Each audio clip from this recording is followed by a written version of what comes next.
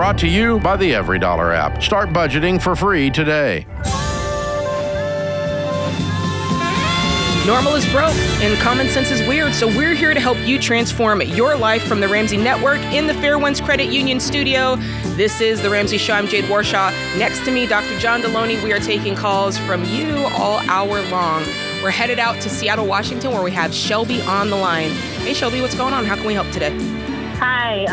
Yes, I'm just calling, wondering if the way my fiance is splitting the finances with me, is the right way. Okay. I can already tell this is going to be a fun call, Shelby. Yeah, tell us about the right way hold that on. he has it split now. Have you listened to our show before? Yes, I have, and I actually listen to you guys always. And John, like Jade and John, I follow you guys religiously. So yes. Okay, so whatever answer we give you, same team, right? Yes. Okay. All right. Good. All right. Let it rip. So long story short, my fiance and I are a blended family. We do own a home together. I have 3 kids. He has 1. My ex, who passed away years ago, left me in a financial situation where I did have to file bankruptcy before I got to my fiance. I then built myself back up, got myself, a very 6-figure paying job, moved throughout. And now we have 1 joint checking, but the mortgage is the only thing that comes out of that. And then everything else, Venmo. Interesting. Okay, your phone's breaking up a bit. Make sure you're somewhere where your phone's not breaking up. You said you Venmo each other? Yes. All hot relationships stay hot through Venmo. So there's some things going on here that might be outside of your belief system, but I'm just going to say it because I try to give the advice that I would do in my own life and that I think is something that would really help you. So you've got the one account, all the money goes into it because both of you are paying for the mortgage. And then who pays for the other stuff? Well, so only the mortgage money goes into that one account. Right, but that comes a little bit from both of you, right? Yes, it does. Okay. And then is it half and half or? Yep, it's half and half. Okay. And then tell me how the rest of the bills and kid stuff and how that's divvied up. So things like internet, power, garbage are half and half. Groceries, we go back and forth on, well, you have 2 more kids than I do, so maybe you should pay for a little bit more. And I'm like, well, you know how many kids I had coming How do you think it should be? How do you think it should be? I think we should each have our own accounts for spending and fun and leisure, and then we should combine the rest of our finances and majority of our finances and pay all the bills from one account. He is the father figure in my children's life because their father is no longer around. How long has he been around? How long have you guys been in this relationship together? 3 years. Okay. And when's the wedding? That's a good question. He wants to wait until we've been engaged for 2 years before we get married. Why? Oh wow. I don't know. Is this like level 2 in his test? I feel like it. I mean, and I've watched your show many times before, and I'm just like, you proposed. Why? And he's like, well, I want to make sure that you're the one. Change. Yeah, and that's what I said. I was like, that you don't change. Here's the 100% guarantee. Both of you will change. $1 million. My wife's on version like 41 of the idiot 24-year-old she married. Thank God, right? I'm glad I changed. The ring doesn't mean, and now I'm considering you for marriage. That's not what the ring means. The ring is, we're going to get married. I have decided you are the one I'm going to marry. Yeah. The engagement is just simply a planning period to have the party. That's really all it is. All right, so I agree. Let me ask you this. How much of, because I want to honor this, how much of your concern about I need to have my own on the side here, how much of that stems from the absolute mess you were left when your first husband passed away? In the beginning, I was terrified to join any type of finances with him because my late husband did significantly put me in a bind where I like could barely feed my kids. But Right. now that I've gotten to know this man and I see him, and he runs his own business, I see the dedication and work that he puts in every day, and that I am like, okay, yes, I am now comfortable with this. However, I would still like my own account for like getting my hair done or my nails, I'll still tell you, I think the nerd work, the research data on this confirms it. What we've been teaching for more than 3 decades, all of it goes into the same boat. Mm-hmm. And together, you'll have the conversation about hair and nails and haircuts and shampoo, like all of that stuff. I have to tell you, like, just as a husband of a wife of almost a quarter century, you're worth more than you're getting right now. Yeah. You're worth more than being in a trial period number 2. You're worth more than no marriage I've ever heard of. I'm sure they exist, and I get a sample size of the ones who are in crisis, right? I've never heard of a successful marriage where they're Venmoing and bickering over who you like it colder, so you have to pay more of the electric bill. You know who does that? 19-year-old roommates who share an apartment. Yeah. Not people who are ride or die till death do us part, like making a life together that they both want to be awesome. And I think that's part of I think exactly what John said is part of the problem. There is a very shallow commitment here. And because of that, I think you're experiencing that. It's like, I'm only going to go so far in. And you have your reservations as well, that you're only going to go so far in. Yeah. And I actually think it's a wonderful thing that you're not combining money right now, because you're not married. And this thing, even if you were the most solid engaged couple ever, I would still say, hey, right now you don't need to have your money combined because the deal is not done. But I don't hear like a super solid engaged couple. And so the reasoning still applies. Now is not the stage to combine money. I understand that you guys are all living in the same household, and probably while you're in that scenario, having a fund where you both kick in your parts for the rent or for the mortgage, that probably makes sense for how you're choosing to live at this moment. But I wouldn't combine money until you are married, and I would push for marriage. Yeah. Because, well, let me caveat that. I would not push for marriage if you don't think this is the guy. But if you're like, this is my guy, I believe in him, I trust him, I trust that we're going to grow together and change together and we're going to be able to get on the same page, yes, get married. But if you're having reservations, and I want to say this because you said I got burned before, the calls that John and I get where people have been burned before, there were red flags. There were red flags, and there were little behaviors that was like, that doesn't feel right. And there was just this more and more of a separation that occurred. And so I want to tell you, if you can create a relationship that from the beginning, there is transparency, everybody's involved, we may not think about things exactly the same or have exactly the same values, but we're both very, very interested. It's our priority to show up for one another. So if he values something, I have to show up and show, hey, I care about it too, just because you care about it, and vice versa. And if you don't sense that or feel that or see proof of life in that area, you need to consider that deeply, because John, these are the things. Red flags are red for a reason. Yeah.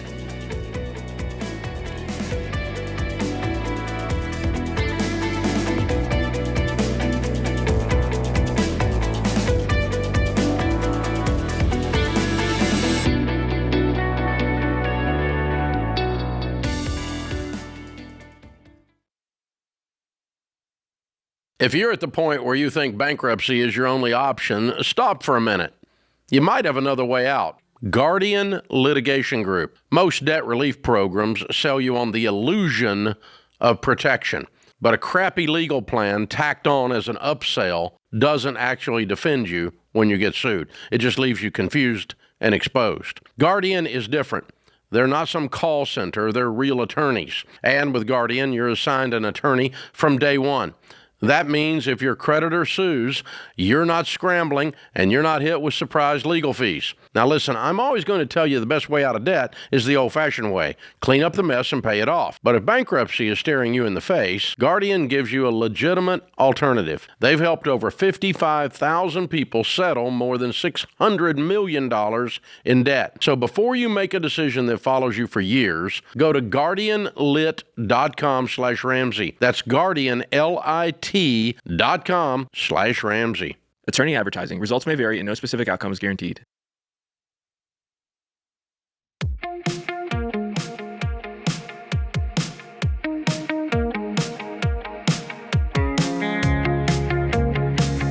Alrighty, back to the phone lines where we have Jonathan, who's in Fort Campbell, Kentucky. Hey, Jonathan, how are you doing today? Hey, Jade. Hey, John. Thanks for the call. I appreciate it. You bet. How can we help? Yeah, so my question today is just how do my wife and I buy a house with the mortgage payment being around 25% of your take-home pay and the situation that we're in? I'll give you like a little quick details too, if that's cool with you. Yeah, the more the merrier. So awesome. So we've been written for 7 years. We're debt-free.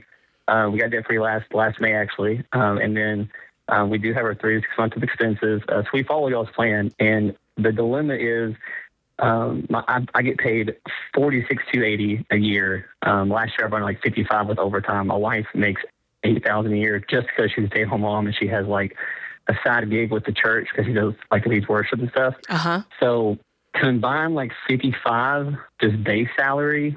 I could get more with overtime, but the dilemma is I'm in like a job where it's kind of a dream job. So it's kind of like I could leave and go find something making more, but you like I it. don't want to. I like it. And my wife, I don't want her to go get a job because, again, we like it. And so we don't know what to do, but we want to own a home. And I just feel like we're stuck. So, brother, you are running right up against one of our culture's greatest lies. That we could have it all at the same time, just how we wanted it. And every one of us runs up against that at some point. That's true. It's very true. I want to have these great values. I want to follow my faith convictions. I want to follow my educational convictions. I want to follow follow quote unquote my passion, working at a place that I believe in, that I like, but only pays me this much money. And it runs up against this awful thing called math. Yes, exactly. Right? That's where we are. Yeah. And so y'all gonna have to ask yourselves, what do we value more? Home ownership or me working at a place where I feel valued? They're paying me as good as they can. I trust that's happening. I love my work environment. Yes. Or a value of my wife stays at home and takes care of our kids because that's a value for us. And if those two values are immovable, then that means we're going to be renters because those two values are that important to us.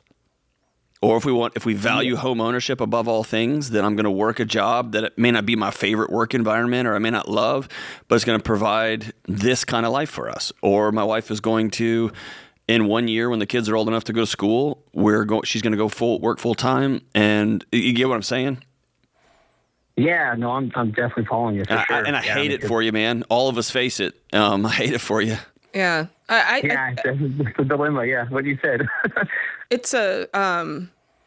It's something to think about. And I like what John said. Just because you make a choice now, it doesn't mean it has to stay that way forever. Because to his point, when you say yes to one thing, you're automatically, it's an opportunity cost. You're automatically saying no to something else, even if you hadn't stopped in the moment to consider what that is that you've said no to by saying yes to stay at home mom and yes to the career. But yeah, there's a future that maybe that doesn't work for you guys anymore. And then you look up and you go, you know what, I am ready to move on into a different career or see how I can expand. And she might think, you know what, I've been staying at home for X amount of years. I'm ready to get out there. So there's no permanence in any of these decisions. And home ownership is always there waiting for you. It's not, if you say to me, Jade, I really want to buy a house, I'm not going to say to you, great, that's impossible. I'm going to say, okay, with the choices that you've determined, your timeline is just a lot further out than other people's. And you're going to have to be very intentional about getting there and just know, hey, what might have taken somebody else 3 or 4 years could take you a decade. And if you're fine with, I don't know how old are you in your 20s? So I'm 30. My wife is 27. Okay. So if you think, hey, we're not buying our first house till we're in our 40s, that's your choice to make. And that's your road if you want to walk it. Folks call in here all the time and they love their careers and there's not a strong upside financially. And I just go, okay, you're going to be in that Camry life. You're going to be that used Camry life. And that's okay if that's what you love and you get most of your joy out of the work that you do. Here's the thing I want to make sure you hold, though, okay? Yeah. I don't want you to feel like this world that you and your wife live in is happening to you. I want y'all to, and it might be you call and get a babysitter and y'all go out for half morning, right? I want y'all to take full ownership of the choices you're making. Because if you walk through life feeling like this is happening to us, then chances are your wife is going to end up in the guilt factory. She can't do anything right. And you're going to feel like you're going to live in the failure factory. I don't make enough. We both live in the failure. Yeah. That's right. I'm not providing enough for fill in the blank. And the problem is that finish line of the guilt factory and the failure factory, it just moves on you. It just keeps moving and moving until you opt out of both of those factories and you just say, hey, we're choosing this. That's great. We're choosing stay at home. We're choosing a job where I can clock out and come be present at home. And that means we're choosing this financial situation. And that means we're choosing to rent for a while. But the more you feel like a victim to your circumstance, the more you both are going to end up in pathological responses. That's a nerd way of saying you're going to be reacting to your life, and nobody makes loving, intimate connection while they're reacting.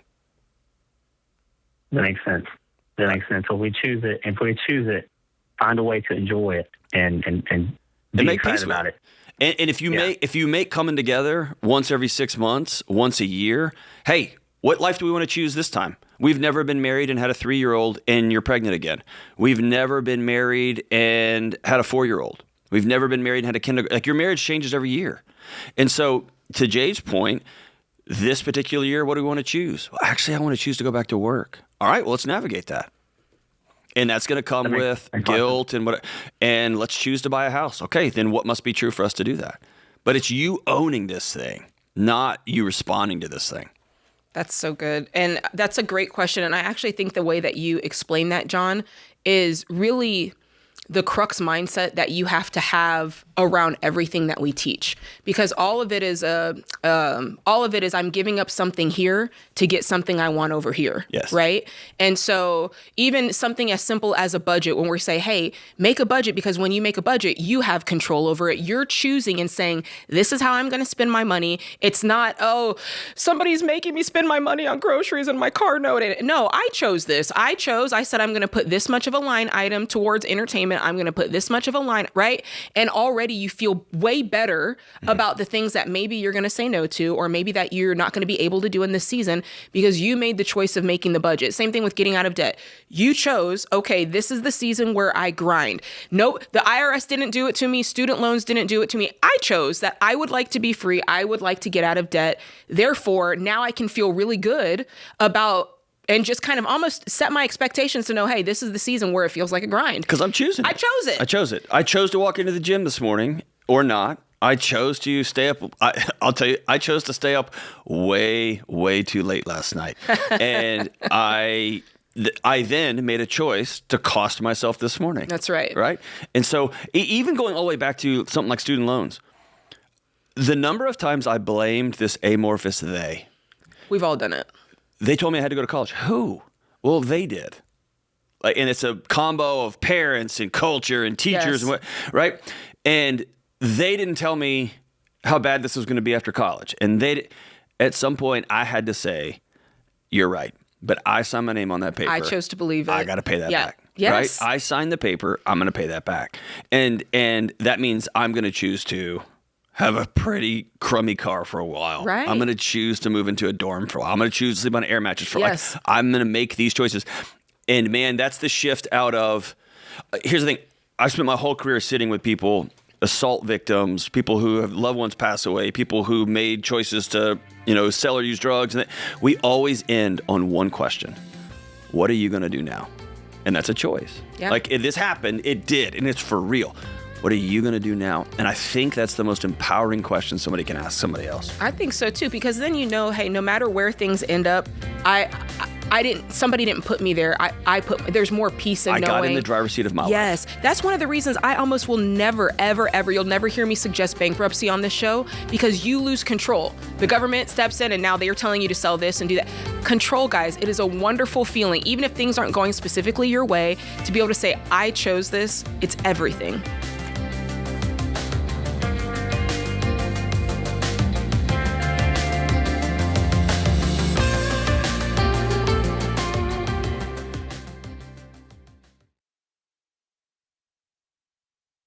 Dave, we got a lot of calls on this show where life happens. One day someone's healthy, they're working, providing for their family, and then a curveball hits. You know, we hear it all the time. A car accident, a cancer diagnosis, a heart attack, and suddenly everything changes. Yeah, and that's why you've always said that having term life insurance from Xander is essential, because it protects your family if the worst happens. Yeah, that's right. You need 10 to 12 times your income in coverage. No gimmicks, no whole life junk, just straightforward term life protection. But there's another piece that people often overlook, and that's long-term disability insurance. Yeah, it's important to understand the difference between them. Life insurance steps in when you die. Disability insurance steps in while you're alive but can't work. So it replaces a large part of your income so the bills still get paid while you get back on your feet.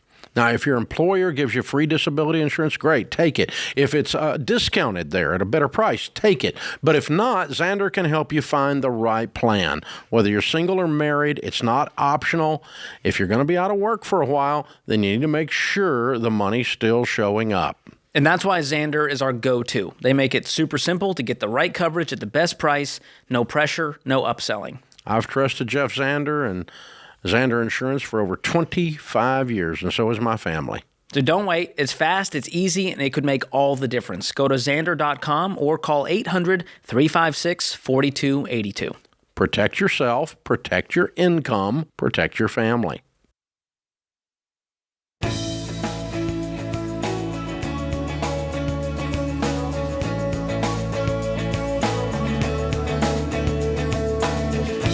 Kyle is in Boston, Massachusetts. Hey, Kyle, how can we help today? Hey, good. How are you? Thanks for taking my call today. Yeah, you bet. I had a question around student loans. So I'll give a quick background before I ask my question. But I went to a private college, got a small scholarship, but still took on some debt, sitting at around $25,000 in student loans debt. That's the only debt I have. I'm a very diligent spender, very good with my money. If I invest in the market, standard return puts it above my interest rate. Mm-hmm. I have a hard time struggling with, should I pay off my student loan debt or should I take that minimum pay or the money and invest it into the market instead? Dude, I love talking to smart guys. Like, for real. Like, thoughtful. You've thought this through, and that's awesome. Yes, definitely. Yeah, I mean, there's a mathematical side of that you can play out. I'm more on the emotional side of it. You know, over here we believe that the borrower is slave to the lender, and you do feel that that's a soul tax that you pay. It's a sleep tax that you pay. It's a relational tax that you pay, and it's clearly bothering you because you're also calling into a show about the student loan debt. You're not thinking, I'm just going to go over here and invest. You're thinking about it in relation to the student loan debt. So that student loan debt is weighing on you and weighing on your body in some way. I would challenge you that there's a world where you get to do both. You just need to do one first and the other one second. And I don't think in the long run, you're going to go back and go, man, if only I had invested that money instead of paying off my student loan. I think you're going to go, let me just clear out this student loan. It's a private student loan. It's a private loan, right? Yes. No. It's a federal loan. It's a federal loan. Oh, I thought you said private. Okay, so it's federal loan. How quickly could you do it? Because something tells me that you make a fine income. So, honestly, the reason I'm calling today is I hit the breaking point where my brokerage account meets the debt. I could do it today. I bet. Done. Do it right now. Right now. Hey. Yeah. Here's a bet I'll make you. Okay. Cancel the debt today. Live debt-free for 2 pay periods, 2 months. If you hate not owing anybody any money, go down to a local credit union, take a $25,000 loan, and put it back in the market. Money back guarantee. Yeah. Like, yeah, I mean, just call our bluff. 2 months. Yeah, and John, that's part of the reason I'm calling, right? I just don't think I'd do that. Like, again, of course you would. I make fine money. I could probably get that back in another year, maybe two. I mean, I've only been out of school for a couple of years now, so. But you see the point that's he's the making? dilemma I'm facing. It's not a dilemma. There's no dilemma. You have never been 100% in the driver's seat of your own life. You were at your parents' house. Financially, no. You went to a college where they told you what to do and when to do it. You got a job and they're telling you what to do every day. And you got a bank telling you, I don't care if you're sick. I don't care if COVID's here. You owe me that money. You've never sat in the car of your life completely autonomously with agency, as the nerds say. And I'm telling you, on the other side of where you are, bro, it's pretty sweet. That's such a good point.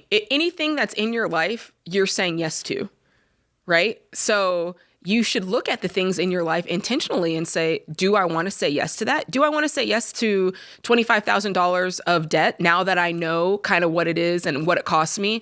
And John made such a great point. Obviously, the answer is no, you don't want to say yes to that, because if we said, hey, why don't you go and take out $25,000 of debt? And you don't have any, you say, no, I don't want That's to do dumb, that. right? That's stupid. You know, you ended up with this debt, probably like all of us did. You weren't thinking straight. You know, you didn't understand that that's what you were choosing, right? You got it. But now that you have the choice, exercise that and say, I don't really want that in my life. And I love what John said. If you pay it off, you decide, you know what? I actually miss it. I miss it.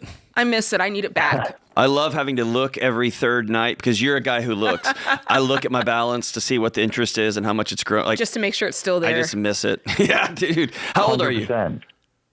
So I'm 23 years old. Homie, bro. Wait a minute now. You could be free before you're 25. Yeah. 25. Yeah. Freedom. Homie. He could be free today. He said he has the money today. Before you're 24. Yeah. What's the payment on his student loans? Week. What's the payment on them? So my minimum payment is $207, and that would rope me in for, I think, another 7 or 8 years maybe at this point. Have you done the math?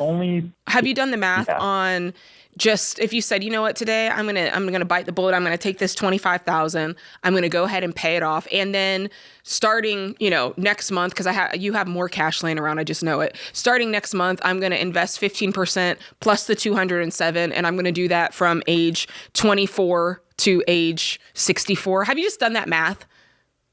So, and I've done the math on what if I was, so in my mind, I have X amount that I'm putting towards the market and student loans combined, right? So if I take that minimum payment out and take that number that I have in mind and just put it towards the market, there is a little bit of a higher number in keeping the student loan around, because that interest rate is below standard return on the market. I know, but that's the question. My point, let me tell you my point. My point is, if you pay this off today, yes, you're breaking down your brokerage by $25,000, but you're also becoming $25,000 freer. You become a completely free individual, right. And then if you do what I said, the point is you're going to have $1 bazillion. Yeah. Maybe if you kept the student loan, you'd have $1 bazillion and one. But do you see what I'm saying? There's going to be something that you pay. Everything is an exchange. We've been into this heavily today. Yeah. Everything is an exchange. It's like, well, what do you want to exchange for your freedom? It's a short sacrifice. There's always a sacrifice to win. And winning isn't just in dollars and cents. It's in peace. It's in peace. It's in deciding who you want to be.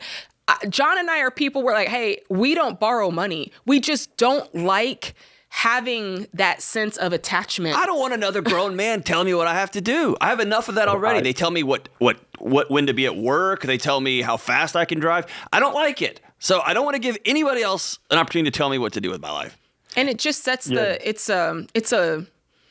it's a test for how we treat other things in our life. And hey, since you're a guy who runs data, can I challenge you with yet another calculation? Sure. Are you dating anybody? I am. Seriously? Yes. Okay. I just finished a 2-year project studying marriage. Okay. Okay. I would recommend, and this is going to sound crazy to you in the short term, maybe don't even put that $200 into the market right away. But go take this date of yours and y'all go have fun. Go laugh. Go have joy. Yeah. Right? You're debt free at 23. You make a great salary. You're on your path to be a multi-millionaire. And the ROI on a married couple who's locked in with their money is the highest ROI. 2 people who get to combine time, energy, and financial resources over a long period of time, their net worth outpaces anybody. Right. So if you want to do the ultimate ROI, get married and do marriage really, really well. Yeah. Yeah, and that's the plan. I mean, I guess just start it sooner. Bro, I'm smiling because I like talking to young men like you, because you're the guys that I want leading the next generation of human beings, that my kids are going to walk on the sidewalks that you're pouring. Yeah, I appreciate that. And the reason for my call is because of that, right? Like I have that question of, what do I want? Do I want peace? Do I want logic? And it goes back to also the point that I think Jade was making is like, it's bazillion plus one, or peace of mind early and focus on life earlier on, right? That's right. That's Bro, right. if you unshackle yourself from people telling you what to do at 23, how fast you can run will astonish you. You'll get so much further ahead of your peers, your neighbors, the people around you. You're in a pretty amazing spot. Choose freedom today, brother. Debt free today.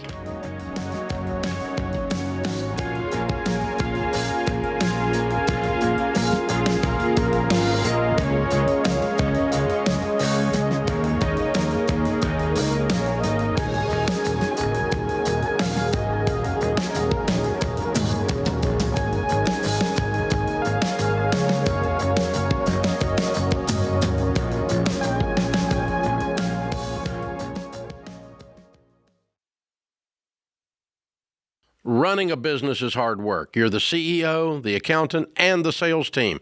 You don't have time to moonlight as your own benefits department. That's where Health Trust Financial helps. In fact, health insurance is one of the biggest and most confusing line items in your budget. And most of you are overpaying because you're stuck figuring it out alone. You don't have time to figure out all the fine print about networks and deductibles. My friends at Health Trust Financial have been helping Ramsey listeners for over 20 years. Their focus is simplifying health insurance and serving people with empathy. No pressure, no games. They give you clear, unbiased advice that fits your life and your budget. Most of their clients save hundreds of dollars every month. That's real money you can put back in your business or into the baby steps. So stop wasting your time, your energy, and your money. You run the business. Let Health Trust Financial handle finding the right health insurance. Go to healthtrustfinancial.com today. That's healthtrustfinancial.com.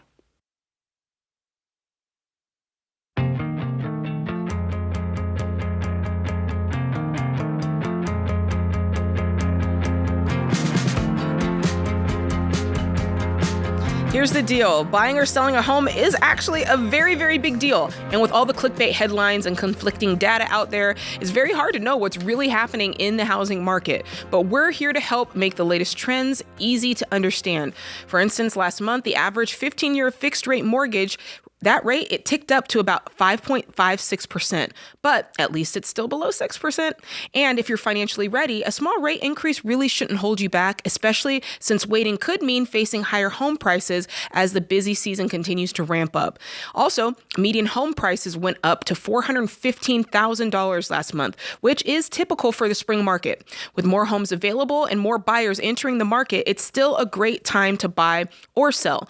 Now, to learn more about the housing market trends and to get free tools to help you buy or sell with confidence, go to RamseySolutions.com/market or click the link in the show notes if you're listening on podcast or YouTube. All right, we got Richard, who's in Austin, Texas. Hey, Richard, how can we help today? Yo, what's up, you guys? It's great to be on your show. Yeah. What's how up, can we brother? help? So here's what's going on. I moved to Austin from Florida about 4 years ago, and I think I have the golden handcuffs of a 3% interest rate. So I kept my home in Florida, and it's been a rental property since. And I just had it appraised at $350, and I owe $190 on it. Now, I've done a ton of work in renovations to this home because it's 100 years old. So right now I don't have a high amount of cash set aside. And so it's kind of a lifestyle thing is where right now in Austin, I'm living in a one-bedroom apartment, but the house does have a 3% interest rate. The mortgage is just under $1,500 a month, and it's rented for $2,200 a month. And so I'm curious if I should hold on to that house because the 3% interest rate isn't coming back, and or if I should sell it and look at maybe getting a place out here where I'm looking to stay for quite a few more years. I have a great idea for you. I want you to get on a computer, OG style. Use clip art. Don't use like any of the AI tools. Use clip art and make a sign that says 3% and print it in color. And I want you to frame it. And I want you to put it right in the middle of your teeny tiny one-bedroom apartment kitchen. And every time you have to turn sideways to get by your stool so you can get into your fridge, I want you to look up and be like, yeah, 3%, this one's for you. Yeah. And when I go on dates, I'll say, hey, but I do own a house. It's just on the other side of the country. Yeah. But in the meantime, why don't you come back to my place and we can both squeeze into the futon I have in my combined kitchen / breakfast nook / living room. Oh gosh. Yeah. Why what are you doing this to yourself? 650 square feet. Do what? I said, it's a whole 650 square feet. Oh, man. This, I'm going to tell you I'll give you one worse. That's like when you have like a really, and I know you're a man, but like if you have a pair of jeans you love and you gain a couple pounds and they don't fit anymore and you just keep them in there and it's just taunting you. Every time you see him, it's like just a reminder, like you're fatter than you were. Yeah. Bro, call today. Here's a good question to ask you. If you had $150,000 right now, would you take out a mortgage, even at 3%, and buy a house in nowhere, Florida? No. You wouldn't do that. Just by default, man. You're a long distance landlord. Sell the place, get that money, buy yourself a place in Austin, and enjoy your life, dude. I guess just looking into the future, my thought is it'll be paid off in just under 20 years, and it'll be paid off. What are you saying, homie? Have you been alive the last 10 years? Yes, sir. I think so. Could you have predicted any of what's happened?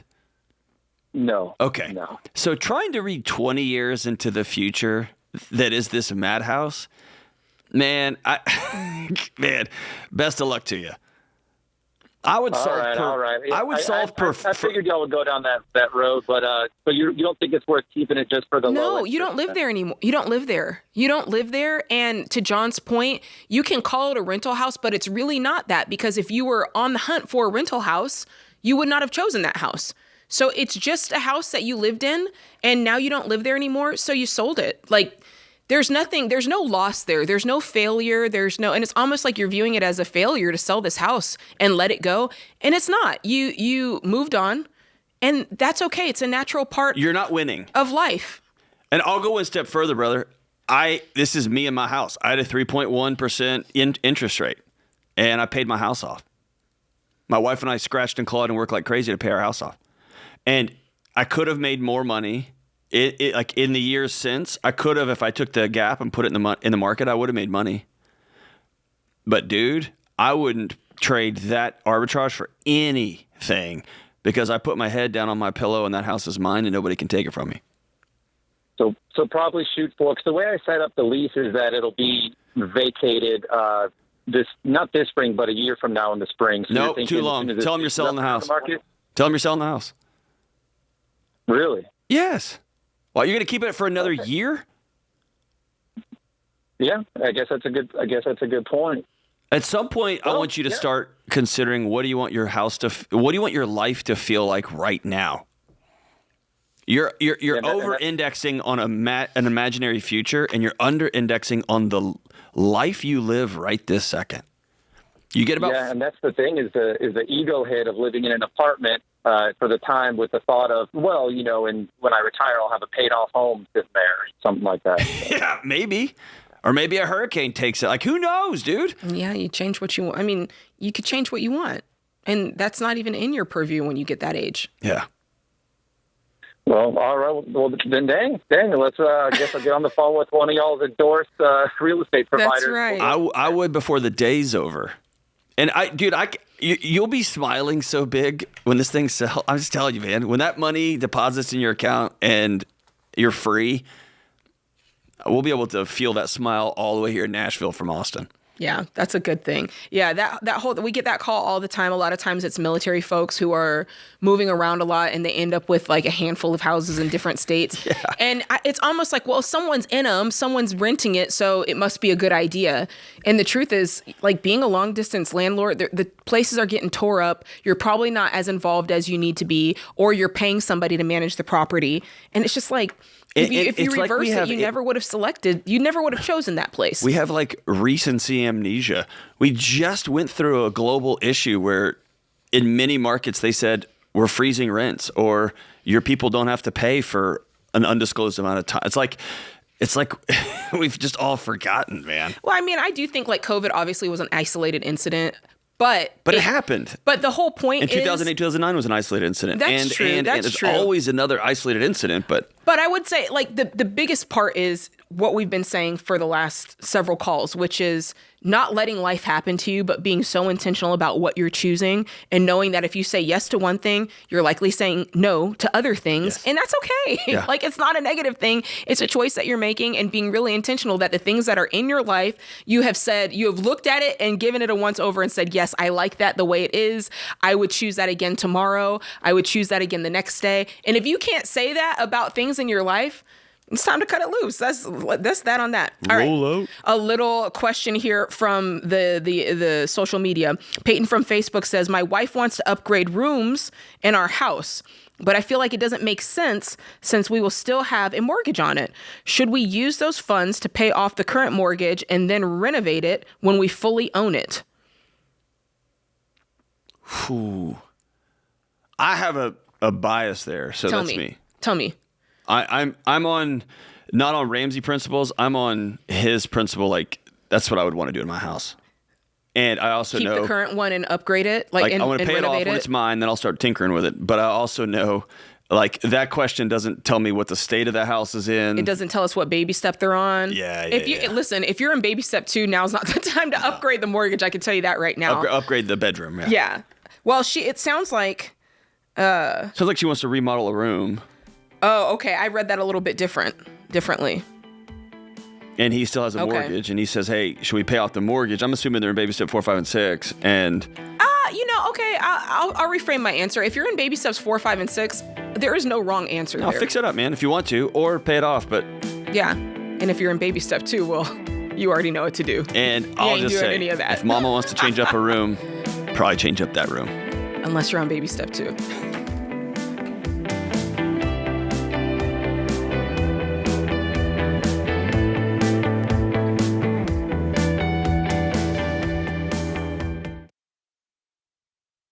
Most people don't struggle with money because they can't do math. They struggle because they don't stick to a plan. And when your bank makes your money feel confusing or hard to track, plans fall apart fast. And that's why I love Fairwind's Credit Union and their mobile app. Because let's face it, most banks build systems that make it easy to swipe and hard to stay organized. But with the Fairwind's app, you open it and you know exactly what to do. No clicking through 11 menus just to move your own money. Just tap, transfer, and done. You can deposit a check from your couch by taking a picture. You can get real-time alerts so you're not guessing what's in your account. And you can add your Ramsey Be Weird debit card to Apple Pay and tap to check out. See, a lot of banks leverage convenience to make it easier to go into debt, but Fairwinds offers convenience to help you stay in control. It's a huge difference. That's banking that actually supports the baby steps instead of working against them. So if you want to bank someplace that's both faster and wiser, check out Fairwinds. Go to fairwinds.org/Ramsey. That's fairwinds.org/Ramsey. Insured by the NCUA.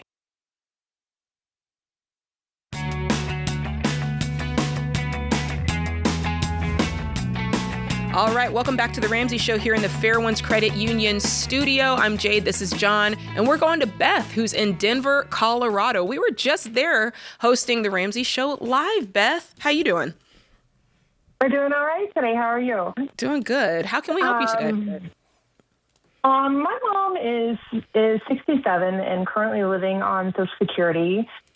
She is married to my stepfather, and they both had pretty major surgeries this year. My mom had a back surgery, and my stepdad had open heart surgery, and they can't really work right now. They bring home about $4,400 a month.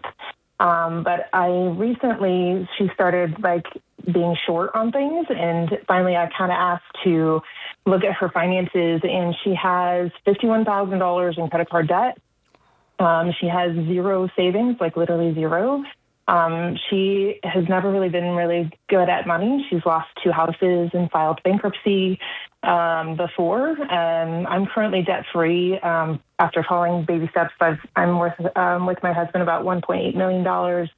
And she knows that I have money, and so she keeps calling me and expecting me to help. And I've kind of put all of her stuff into a budget for her, and she keeps overspending.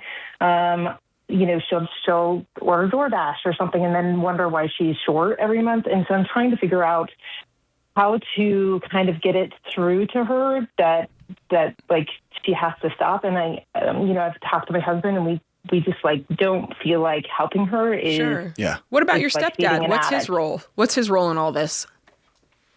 I mean, they're both equally terrible at money, just generally speaking. And so, she's asked me to buy her a house, and she's asked me to do all of these things. And I'm like, we can't do that.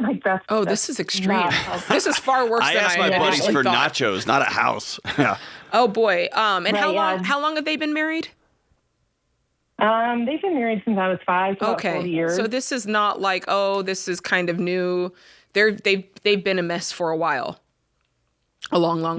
Yeah, and they had money when I was in high school, and kind of just spent it and leaned into that lifestyle. And then they tried to downside, and so bought another house, ended up losing both houses, and they've lived in rentals ever since then.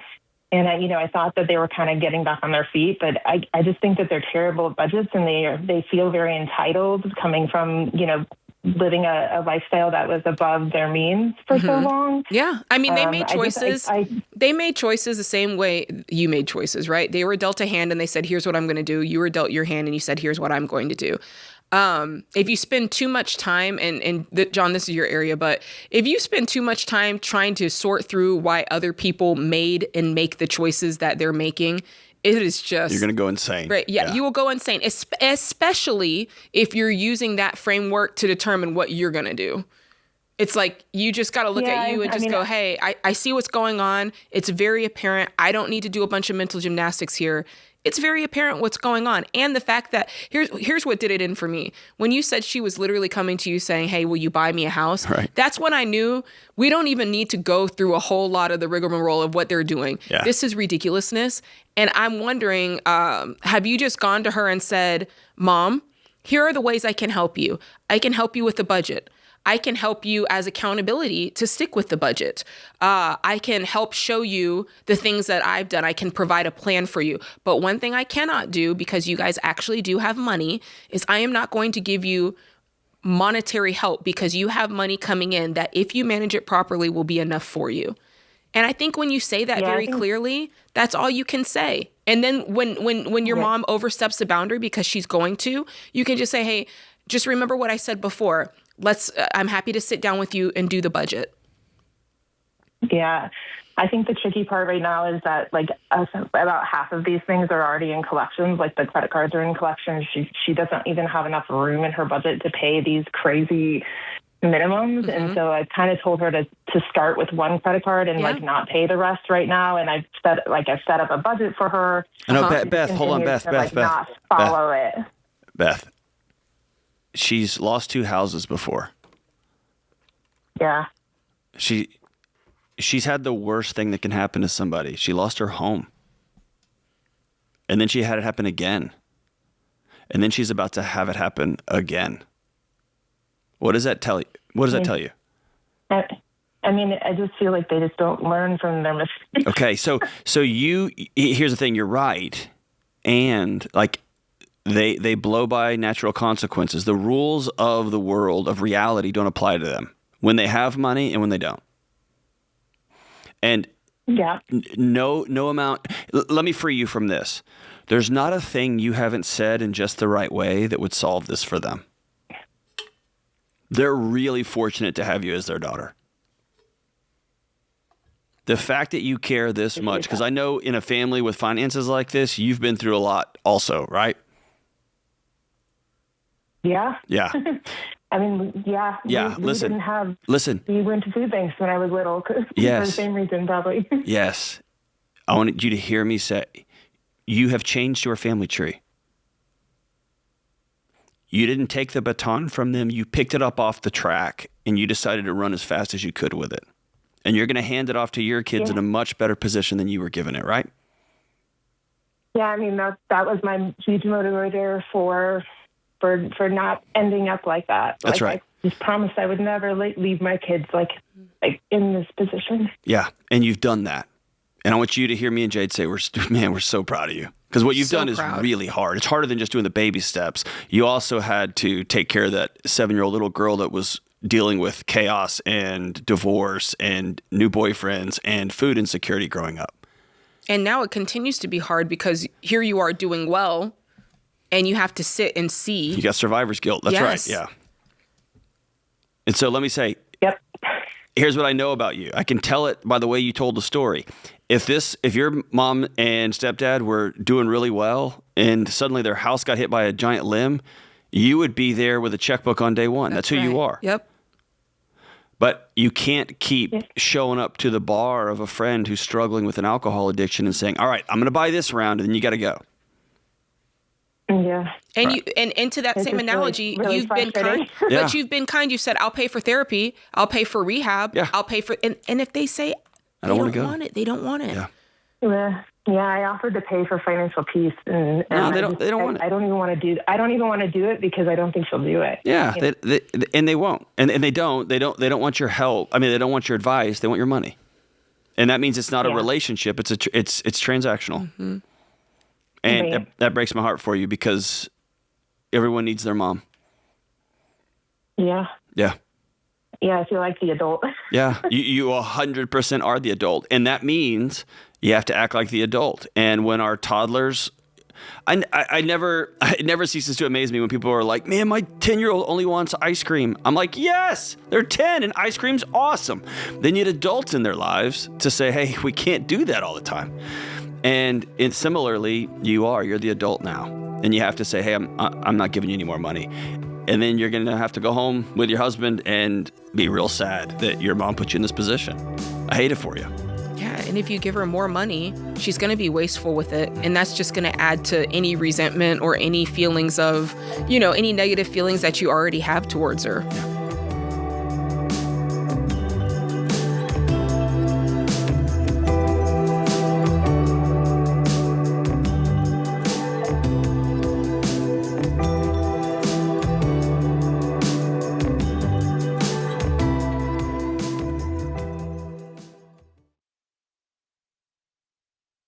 Hey, you guys, did you know that there are thousands of data brokers whose entire business is collecting and selling personal information? Things like your home address, your phone number, and even your relatives' names. You guys, that is just crazy, but that is why I use Delete Me, because those companies that pull information from public records, social media, and all kinds of other places. Then suddenly all that information shows up on random websites. And removing it yourself means going site by site, filling out forms, and hoping they actually take it down. It takes hours, and then it can even pop up somewhere else again. But Delete Me's team of privacy experts removes your personal information from hundreds of those data broker sites.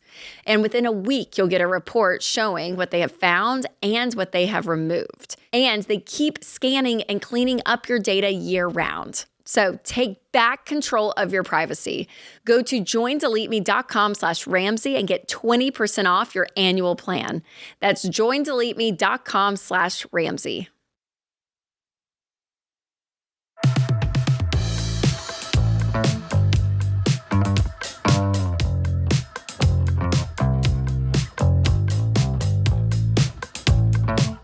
All right, back to the phone lines we go, where we have Dakota, who's in Memphis, Tennessee. What's going on, Dakota? How are y'all doing today? Doing pretty good. How can we help? I have about 30,000 in debt, roughly. Okay. It's really just my truck payment. I have all my credit cards paid off. I have a couple other vehicles. Everything's paid off, but I want to pay off my truck, and I want to start saving for a house. I need to know what to do that. Okay, I love that you're interested in paying off your vehicle. Why do you have multiples? What other vehicles did you have? I have a 1993 7.3 IDI diesel truck. I have a motorcycle and a couple four-wheelers. Oh, boy. You like them wheels, don't you? Yes, sir. What's your income to have all these? You better be making $1 million, homie. No, just terrible with money. Well, at least you're honest. Hey, dude. Yeah. Admission is the first step. Okay, so tell me, what are you earning? I'm making about $3,200 a month after taxes. Okay, so I'm just going to put you on blast. My screen says that this truck has a 30% interest rate. Is that true? Yes, ma'am. You left that little part out. Did you buy it from the mob? What did you do? I'm not really for sure why they gave it to me at such a high interest rate. I didn't have a cosigner. It was a year ago, so I just turned 21. No. Wait. You said, I'm not sure why they gave it to me. I want to know, why did you take it? Why did you receive? I didn't know any better. I was going to travel on the road and, be a welder out on the road. Well, my dad got cancer, so I came off the road, so I come back to making regular people money. Got you. Okay. I know, but you just walked into a truck dealership, and they sold you a truck, and just was it like a payday lot, or is this like a dealership? It was an actual dealership out in Mississippi. And they rolled you up for 30%? Yes, sir. Wow. Okay. Man, whoever did that is a terrible, terrible person taking advantage of a 21-year-old kid who's trying to take care of his dad with cancer.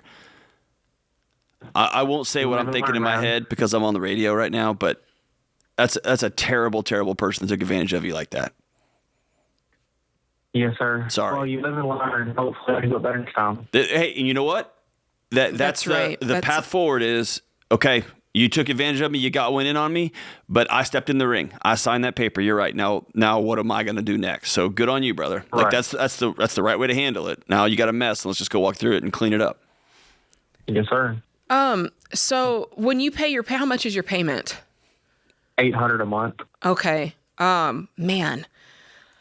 All right. The only way you're going to get out of this is to just quickly blast through this. That's the only way. Or you can turn around and sell it. But how upside down are you? Yeah, I know that you are. I'm not upside down at all right now. I mean, I make enough to pay my truck payment, pay my insurance, and have a little bit of fun with the money and everything else. It's just upside down, meaning how much is that truck? If you went and sold it today, how much would you get for that minus what you owe on it?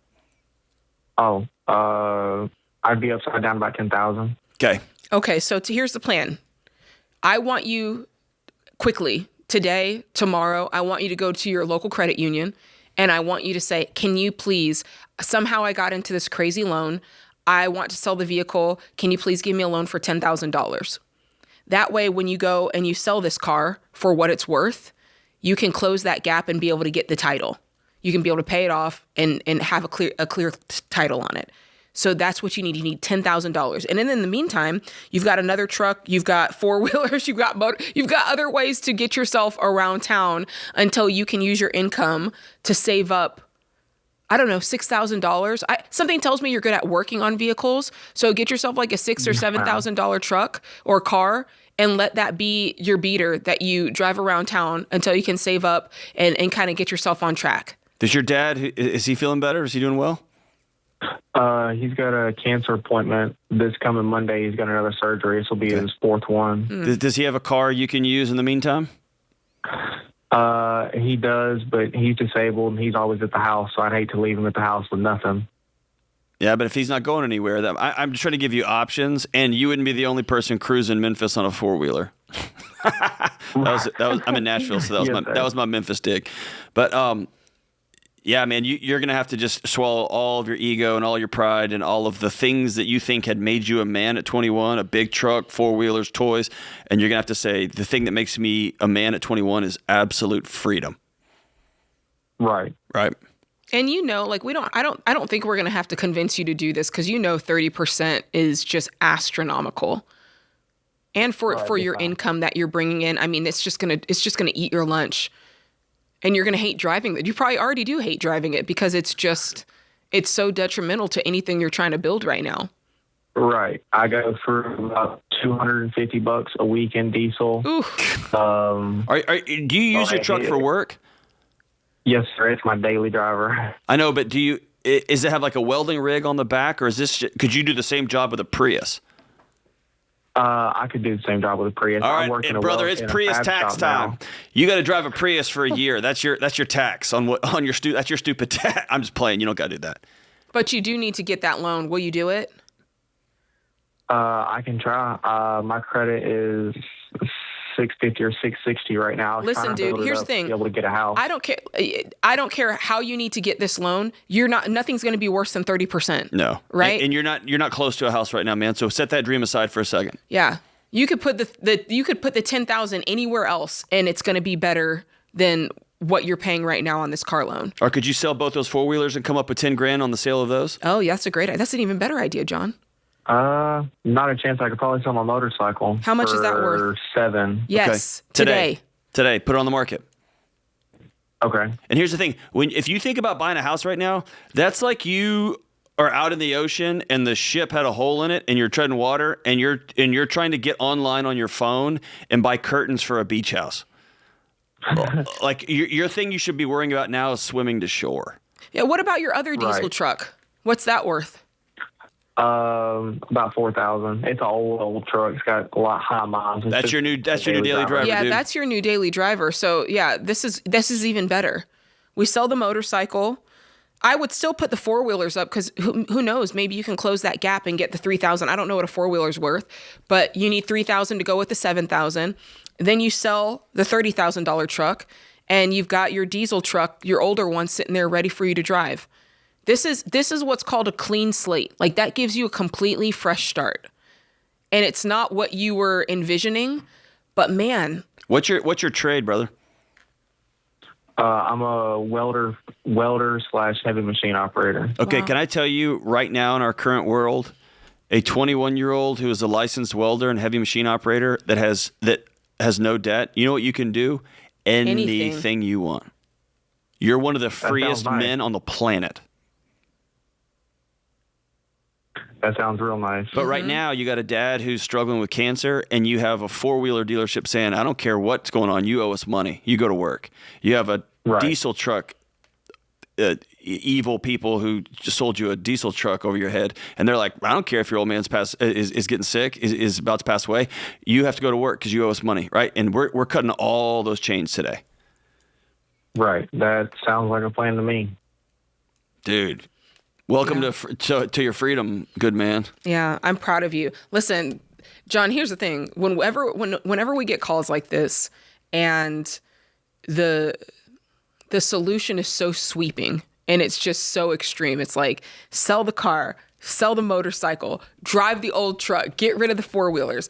I am always so proud of the people. Now, don't get me wrong. Like, when we say that, I know they're going to get off the phone and they're going to sit in their car, or they're going to sit, in their break room and be like, okay, like the true test happens now. Yeah. Where he has the next, 30 minutes to an hour to really think about what we said, and am I actually going to do it? Don't think, just go. Just do it. The people who, and we're not saying just listen to us and don't think, but you know what we're saying is right. You know it's the right move. Don't talk yourself out of it.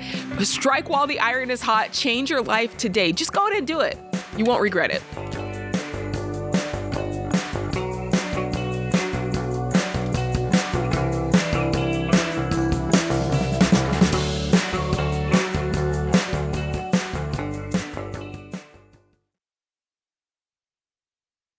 Hey guys, George Camel here. Listen, we need to talk about your phone plan because for a lot of you, it's like a bad roommate. You know the one. Unpredictable moods, always asking for money, hard to get rid of, and they never do the dishes. And that's what the so-called big wireless carriers are like. They're counting on you overpaying forever.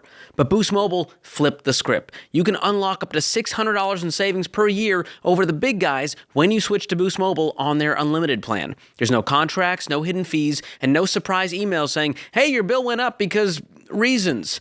You see, with Boost Mobile, you bring your phone, keep your number, and pay just $25 a month. $25, and that price is locked in forever. So if you're thinking, okay, George, that all sounds great, what's the catch? There isn't one. Boost Mobile backs it up with a 30-day money-back guarantee, which means you can try it without feeling trapped. People, kick the bad roommate out. Head to boostmobile.com/Ramsey to make the switch today. That's boostmobile.com/Ramsey.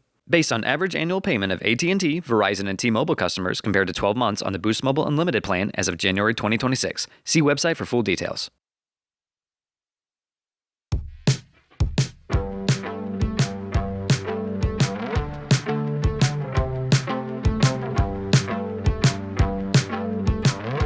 Alrighty, let's go back to the phone lines where we have Leanne, who's in Oklahoma City, Oklahoma. What's going on, Leanne? How can we help today? Well, I need to find out if profit potential is worth the liability and worry. My husband's father had a recent illness, quickly put him in a nursing home. The siblings, there's 4 of them, decided they wanted to do a ladybird deed to protect the only asset, which is his house, from creditors. He has $30,000 in credit card debt, no savings. There's a $140,000 loan on this house, and it's probably worth $350,000. The siblings are going to have to split the cost to keep this house running. If it's sold, the creditors or Medicare can take it. That's who's going to be paying for his nursing home. Okay. And so that's telling that we've been told that will be $400 a piece per month to take care of this house. It's 15 hours away. The profit might be $20,000 to $30,000 when he passes away. One of the siblings has had over $30,000 in gambling debt. There's also 2 children from a deceased sibling, so it would be divided 6 ways. After it's divided 6 ways, that's the $20,000 profit? Right. Okay. And who knows how long we're going to have to pay this $400 a month. I'm the only one that works. My husband had an injury. He'll be getting retirement soon, but he can't work, so it's me paying the $400. If something does happen to my husband before his father passes away, his proceeds will go to his children. It won't go to you? No, it'll go to the children, and I guess that's the way that works. Are you expecting your husband not to make it in the next 2 to 3 years? He has some significant health problems, so there is a risk. For that. When I look at the nursing home situation, most people it's a 2.5 to 3 year stay. Like that's the maximum that you can usually count on.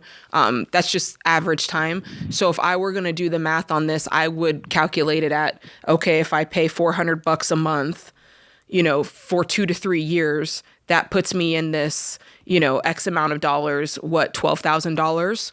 And then I stand to make at that point, I don't know, $10,000, $8,000 off this entire deal and off this entire headache if I get the $20,000. So that's kind of where my brain immediately goes. Let me dig it. Like, do you have $400 a month? Yes, but there's a lot of resentment on my part because he didn't take care of his finances. Sure. I get that. I don't think. I just don't. I Here's the don't thing. want I don't to be on the deed. I don't don't think have it's to. I would not do this as an investment. I would do this as a way for me, like, in service to my husband, who feels like he needs to take care of his dad at the tune of $400 a month for the next 18 to 24 months. If you get some money back, yippee-doo-dah-day, I wouldn't count on it. I would look at it that way. The only thing is, it's his dad's going to be taken care of. The siblings are using this as a savings, a way of savings to keep the house. I know. Hold on. And they can do that. They can do that. Get out of their heads and out of their minds. Resentment is baggage you're carrying, right? You've heard the old AA saying, "You're drinking poison, hoping that they will get sick." I'm going to choose to send $400 to my father-in-law. Me and my husband are together, and we're going to send $400 to take care of him.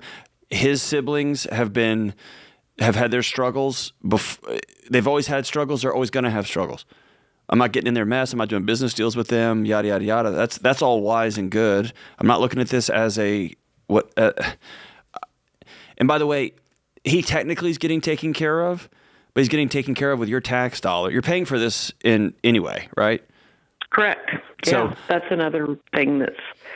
If you don't want to be part of this, you don't have to be part of it. Yeah. And you know, you asked a very clear question, like, is there basically a return on investment for me if I do this? Yeah, maybe you come out with $8,000, but I don't think that's worth it for you. You don't know that you're going to get this money. You don't even want to be a part of this. Can you don't have to be. Can your husband just say, "Hey, we want out of this deal. Y'all split it and do your thing with it"? Yes, yeah, but I would do that. Is there a liability with this house? Can someone come back on us? On you? Not if you're not on the deed. You're not on the deed. Right, if they're not on the deed. But the husband would be put on the deed. No. He can go in and say, "I don't want anything to do with this deal. I'm foregoing my piece of this, my potential piece of this. Best of luck to you all." Yes. That's exactly what I would do. Because to your point, he's not, and I don't know what you guys have going on with your personal finances, but he's not the one paying for it. You would be the one paying for it. And you're saying, I don't want to do it. We only owe for our house and our vehicle. Yeah. Please, if you can convince him, I don't know if he's like dead set on this, but if you can convince him, no, I don't want to be a part of this, I think that's the answer. And y'all will come out looking like the good guys. Tell his siblings, "Hey, you know what? We're doing well. We want y'all to split it amongst yourselves." Yeah, there you go. That's even better. And this ends up in multiple lawsuits because somebody's cousin of one of these stepkids is going to be like, "Well, I want a piece," and they're going to have a friend who knows a guy who will write a legal brief. Not a brief, but a legal letter. Just stay away. Yeah. Stay away from the whole thing. Absolutely. Well, John, another social question I have here in my hand. Let's see here. You love them social medias. I do. I like them because people sometimes they don't want to call in. They just want to talk to us here. All right. Joni from TikTok says, is hiring a credit repair company a smart move? No. I don't have a lot of current debt. I just have some really old things on my credit that I want to get rid of. There's that old Seinfeld exchange when Kramer comes in and he's like, "They write it off." And Seinfeld's like, "They write off of what?" He's like, "I don't know. They just write it." Like, it doesn't just go away. Just pay it. Yeah, I would say pay it. And you can probably, if it's really, really old, you can probably settle it. Because that's what they're going to do. Yeah. By the way, let's talk about that a minute because we get a lot of credit repair, debt settlement companies, like that whole thing. And just a reminder, they do what you can do. They just make deals. They hold the money for a long time so that you are in default, basically. It wrecks your credit. And then they go in and make deals, which is exactly what you can do. And you're already in the position to do that because the thing's been sitting around for however long, old on your credit. Just call them up and however much you owe, let's say you owe $1,000 on something, save up $400 cash and say, "This is what I'll give you." They weren't expecting to get your money anyway at this point. A credit repair agency is like this. Let's say you were driving down the highway and you had a flat tire and you pulled over. You can call a tow truck and negotiate with a tow truck. Or you can call a credit repair company. They'll get back in your car and they'll drive it down the highway into a brick wall. And then they will call the tow truck company for you. That's what they'll do. Like, just wreck it for me. They'll take your credit and they'll hold your money. They'll destroy your financial picture. And then they'll get the same deal you were going to get anyway. Just get $400 in cash. Call them. Yeah, that's right. You can do this. I believe in you. Again, John, there is such a theme on this show about being in control. This is like the fourth one that we've talked about of just take control of your destiny. You don't need anybody to do it for you. No. And if you call your creditor, an old creditor, and they say, hey, this $1,000 debt's now worth $8,000 in fees and whatever, say, I got $400 in cash. I'll pay it right now. And they'll say, well, I'm not authorized. Hang up. Just hang up the phone. Hang up and call somebody else back. Call the number right back. Be as annoying to them as they are to you. Yeah. And pretty soon they'll settle it. And when they do, just get it in writing, laminate that bad boy, and keep it for life in the folder, marked, open in case of emergency. And it's there for you.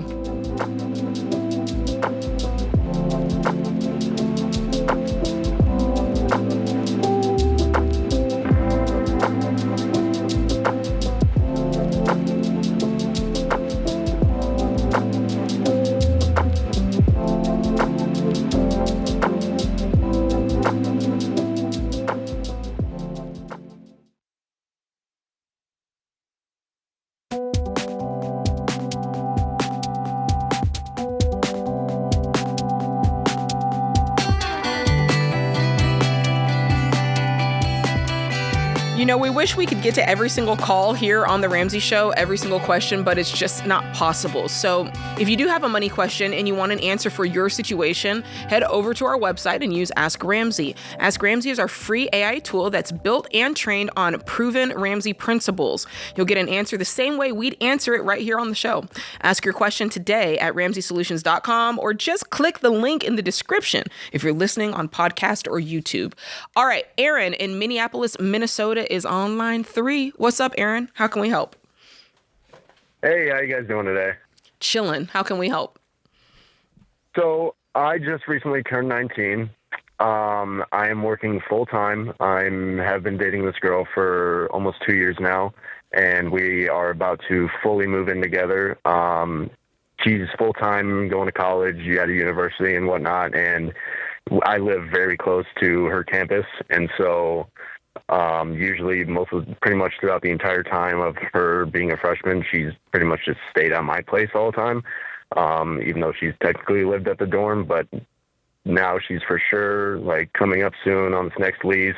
She's fully going to be moving in with me and my roommates, and we just have some financial disagreements. With you and your roommates? I don't really know how to resolve. How many roommates do you already have, dude? So I currently have 3 roommates. Oh, she loves you. She's about to live with 4. Wow. This is different. Yeah, I got really lucky. My rent is very cheap, obviously having to do with the fact that I do have roommates. But how many bedrooms is this place? Really well. 4 bedrooms. Wow. Hey, if you actually see a future with you and this girl, don't do this. Please don't do this. She's going to see too much. She can't unsee the things that she's going to see and experience. So just a little bit. Go ahead. Just listen, dude. I was 19 too. I was head over heels in love when I was 19 too. Please don't do this. What's her name? Her name is Madeline. Okay, I know you just made that up. Good. Hey, hey, I'm proud of you for protecting her. And Madeline, wherever you are, please don't do this on behalf of women everywhere. I'm scared for you. I'm making jokes, but seriously, I'm with John. Please don't do this. There's no way that this is good. There's no good parts to this in many, many ways. I mean, yeah. So here's kind of where I stand on it. So the main reason for this, and then again, I've gotten really lucky. One, my rent is super cheap, and we have gotten along, not just me, but me and her. Because like I said, she's been over at my house. She's your girlfriend. Ever of course you get along. Oh yeah, of course. But yeah, and so we get along very well with my roommates. We always hang out together. That's different from living together. Bro, it's so different. Very, very true. Very, very true. But again, it's kind tell of me why it has. You tell me why it has to be this way. Give me 3 good reasons why it has to be this way. Give me 1. So I am currently, like I said, I work a full-time job. I'm not in school or anything like that. She has a part-time job, but she does not save her money. She, like I said, we're kind of on 2 ends of the spectrum when it comes to money and finances. So you'd be rescuing her? Pretty much. And she'd be, hold on. And she would be using you Go ahead. Yeah, and it's just obviously, like you mentioned, young and in love. I'm 19. I want a future with her, and I'm trying to overcome some of these things. That I'm trying to work things out the best way possible. We're from about an hour and a half away from where we currently live. We're both in the same hometown, and she got the opportunity to go to school up at this place. And I didn't want, if I didn't move out, I was just going to be living with my parents, and I didn't want that. I wanted to get out and kind of. So you moved there because she was there? Pretty much. Okay. That's all good. That's there. Listen, I'm going to repeat back to you what you said, and I want you to really think about each one of these, because my job here is to make you think. I'm not going to be able to convince you by giving you my opinion. I just want you to think about the things that you said. First off, you told me, when I said, hey, give me 3 good reasons why this is a great idea. You told me, and I'm going to say them in reverse order. You said, well, she was moving there, so I just moved there too. She had a plan for her life. I didn't really have much of a plan, so I just went where she was. That was the last thing you told me. Then you said, well, it's kind of convenient because her lease is up. And so since her lease is up, that's kind of like a convenient thing. So I'll just roll with that. Then the next thing you told me was, well, she doesn't really work much. So whatever she's doing now, she's probably not going to be able to afford it. So I can afford it. So I'll just do that too. And I'll just rescue her and she can use me. So when you give me those types of reasons, John, all of those are just kind of like, I'm just letting life, I'm just rolling. I'm just letting anything happen that I want to happen, right? Yeah. And here's the thing, dude, we want y'all to be successful long term. I want this to work out for you. I like the idea of moving to go be with the person you want to be with. I love that. And you're working your full-time job. But you're bringing her, a 19-year-old young woman, into a house with 3 dudes who aren't going to school, who live very different lives. Mm-hmm. You are not aligned on how y'all spend money, how y'all earn money, you're not aligned on core values, and you're not aligned on who's going to pay for what, how are we going to pay. This I'm just telling you because I want this to work for y'all, dude. I'm such a romantic at heart. And I know, don't do this. And try to think, this is a horrible thing for me to say, because at 19, your brain is just not there. But if at all, you can muster up the thought of, if your daughter said, yes, I'm going to go live in a house with 4 dudes who are 19. One of which is my lover. You would do the Fred Sanford and have a heart attack and fall out. That's what would happen. Now, we dropped your call on accident. I think the call dropped. You're not here to respond to this, but just know we love you, dude. We're rooting for you. We are on your side. And we want the best for you. Don't do this. Please don't do this. He's not going to do it. Let's go to April. I know. She's in Cleveland, Ohio. April, how can we help today? Hi. Well, my son is 22 years old. He just received a settlement in February. So we are discussing things that he should do, and he already has done some stuff, but we're not sure what to do with the rest that he has from that we already put in investment. And he opened a growth savings. He did investment. And then he did pay off some things that he had to pay off, and then he bought a car. But we don't know what to do with the rest. How old is your son? 22. Okay. And how much money are we talking from the settlement? He got $250,000. What happened? He received a Tdap shot when he was 10, and he got a blood disorder, and he had to get his spleen removed. He's good now, but it came back that it was from the shot. Okay. I'm so sorry. I'm sorry. That. Okay, will you do me you're asking a money question, and we'll get to that right here real quick, but I want you to do me a huge favor. Yes. You've been taking care of this boy since he was young? Because you're a good mom, especially through medical stuff. I want you to put your son in the driver's seat of this situation. He's a 22-year-old young man. Mm-hmm. And so I want you to, in your home, I want you to tell your son, hey, you know what? I've been saying, what are we going to do with this money? This is your money. Yes. And I will sit by you. I'll help you make wise choices. But you're 22 years old. And a 22-year-old man needs his mommy to sit in the back seat or in the passenger seat at best, Right. preferably not in the car at all. Okay. Exactly. And I know Yes, this is you're hard, right. but that's my 2 cents there. Jade, what do you think Is with the he money? responsible? I get the sense that he's responsible. He is responsible. He wants to grow. his Yeah, money. He wants to I grow it. believe that. And if I were in your shoes, it sounds like he's paid off his debt. He doesn't have any more debt. It sounds like he has a reasonable emergency fund set aside. Yes. Yeah, he's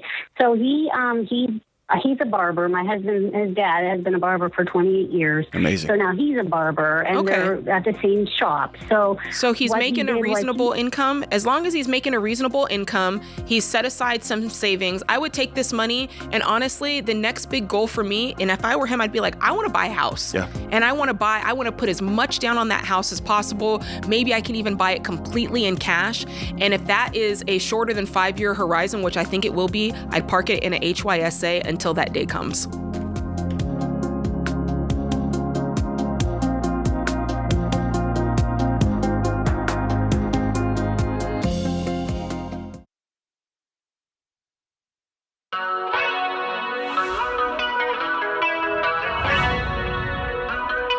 Welcome back to the Ramsey Show here in the Fairwinds Credit Union studio. We're going back to the phone lines where we have Susan, who's in Huntsville, Alabama.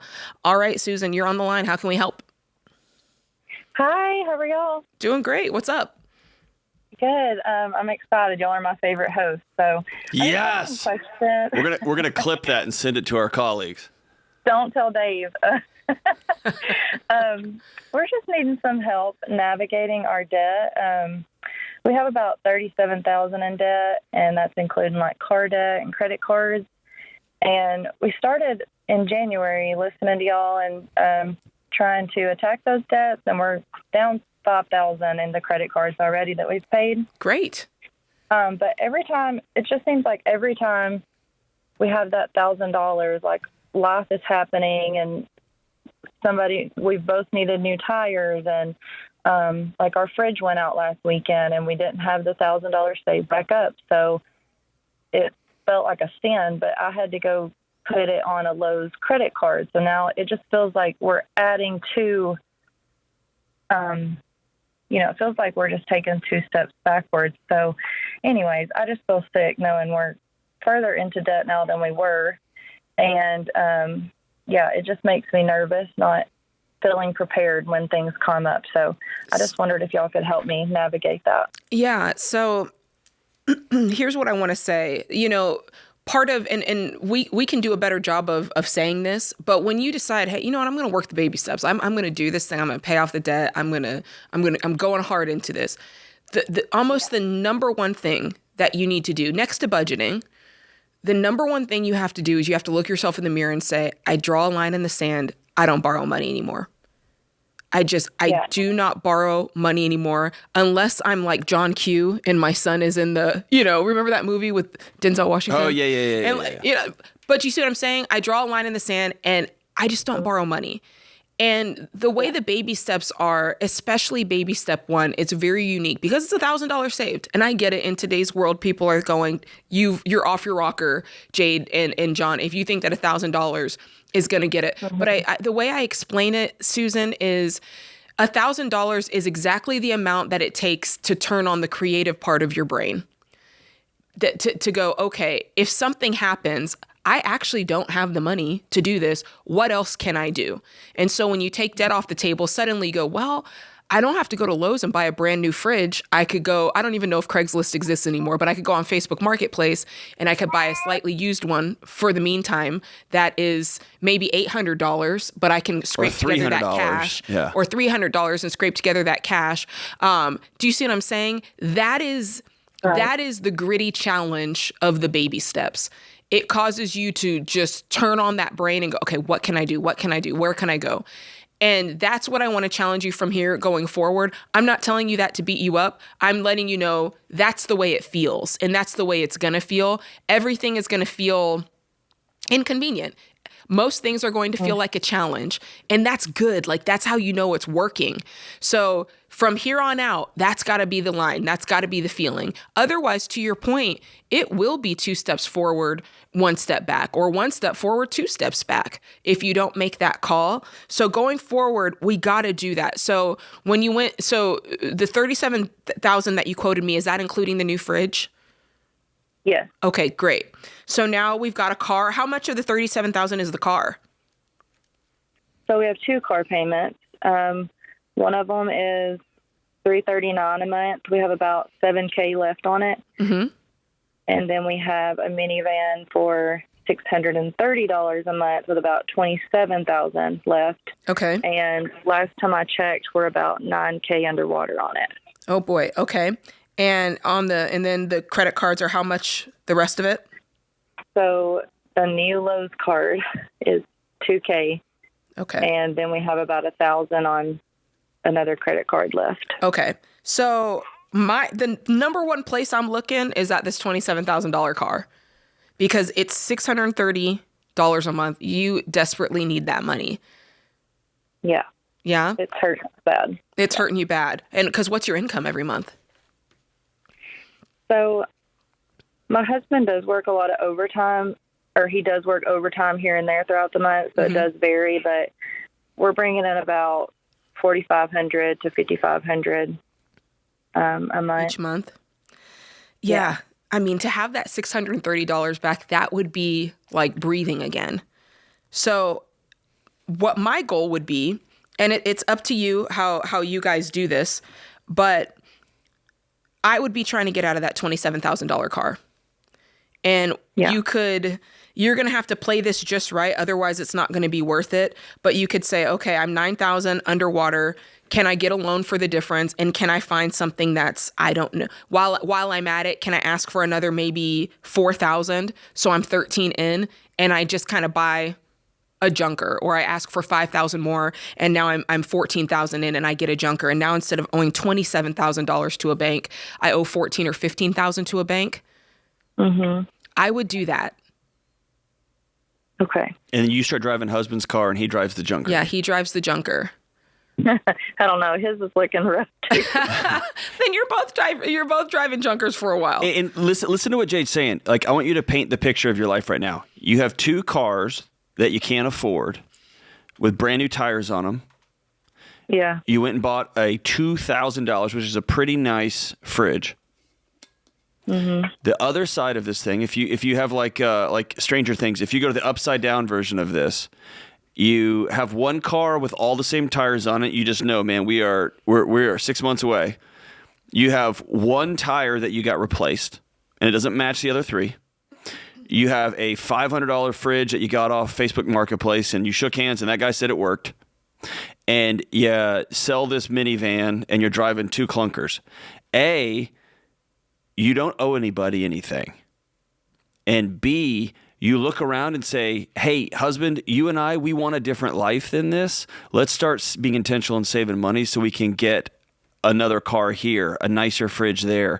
And you start taking control of your life back. Like, part of the $1,000, part of having one new tire on a car instead of all 4 new tires is you don't want to stay like that forever. It's a reminder. And it's more gasoline in the tank to keep going down this route of freedom, not this route of let's just solve for today and let all these other people speak into our life, all these other banks, all these other lending agencies. You get what I'm saying?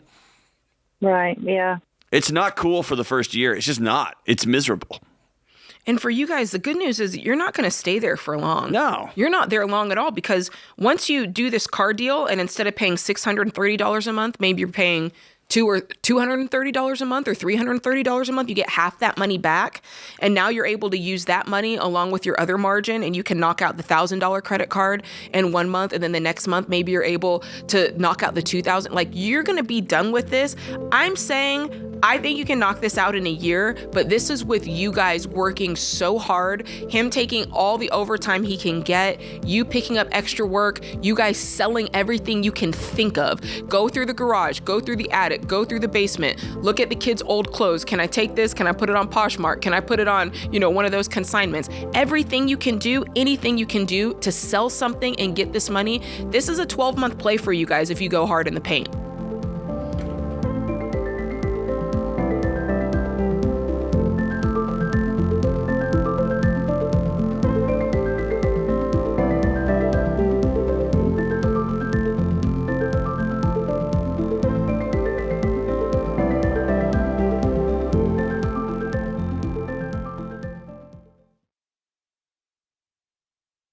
Dave Ramsey here. Most people stay stuck with their money because they're not paying attention to it. Most people are living paycheck to paycheck, stressed out and broke. Don't be most people. You work way too hard to be broke and feel broke, and you deserve to have something to show for it. That's why we built the Every Dollar Budget app. It gives you a personalized plan for your money that shows you how to free up extra money every month and use it to beat debt and build lasting wealth.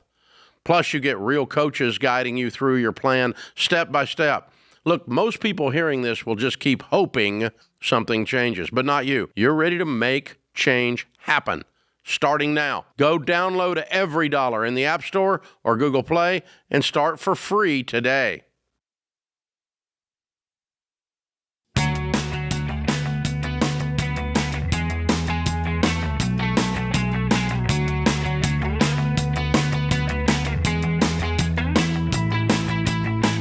All right, the Ramsey Show question of the day is brought to you by Why Refi.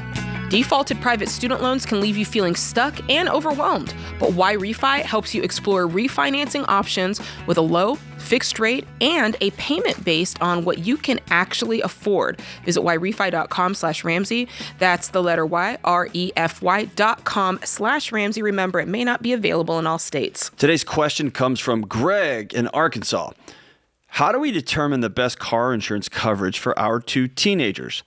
We provided each of them with a used car to get them through high school and college. We own the cars, and they each have a value of under $5,000. We're currently paying for full coverage on them, but I'm not sure if that makes sense. What's your recommendations on how to cover them adequately and not spend an arm and a leg for insurance? Well, having two teenagers, I just added a teenager to my car insurance. Whew. So adding two, that's tough. It made you feel some type of way, John? Yeah, my rule of thumb here is my son's driving a used truck and it has liability insurance on it. And so I've got enough cash in my emergency fund that if he wrecks that car, I can replace a similar cheap car. You got $1,000. Yeah, you got two $5,000 cars. I would personally, in my house, I'd put liability coverage on them. I wouldn't carry comprehensive coverage. And the difference is liability pays for the car that your teenager might hit, but not for your car that just got wrecked. Comprehensive pays for both. And so, that's what I would do in this situation. If you have a car with payments on it, usually they force you to have comprehensive because they want to make sure they get their money back on their car if you wreck it.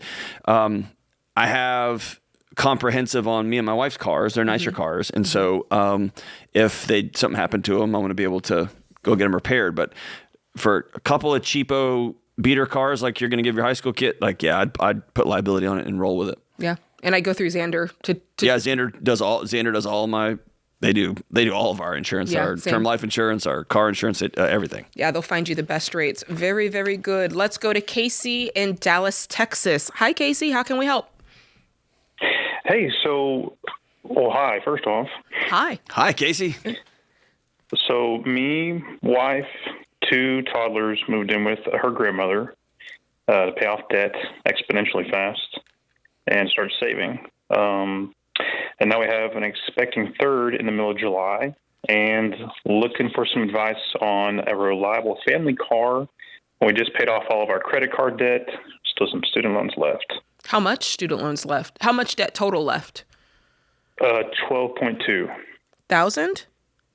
Yep. Okay. $12,200? School, yes, my wife's school loan, yeah. Okay, cool. Okay. And how's the arrangement with grandma going?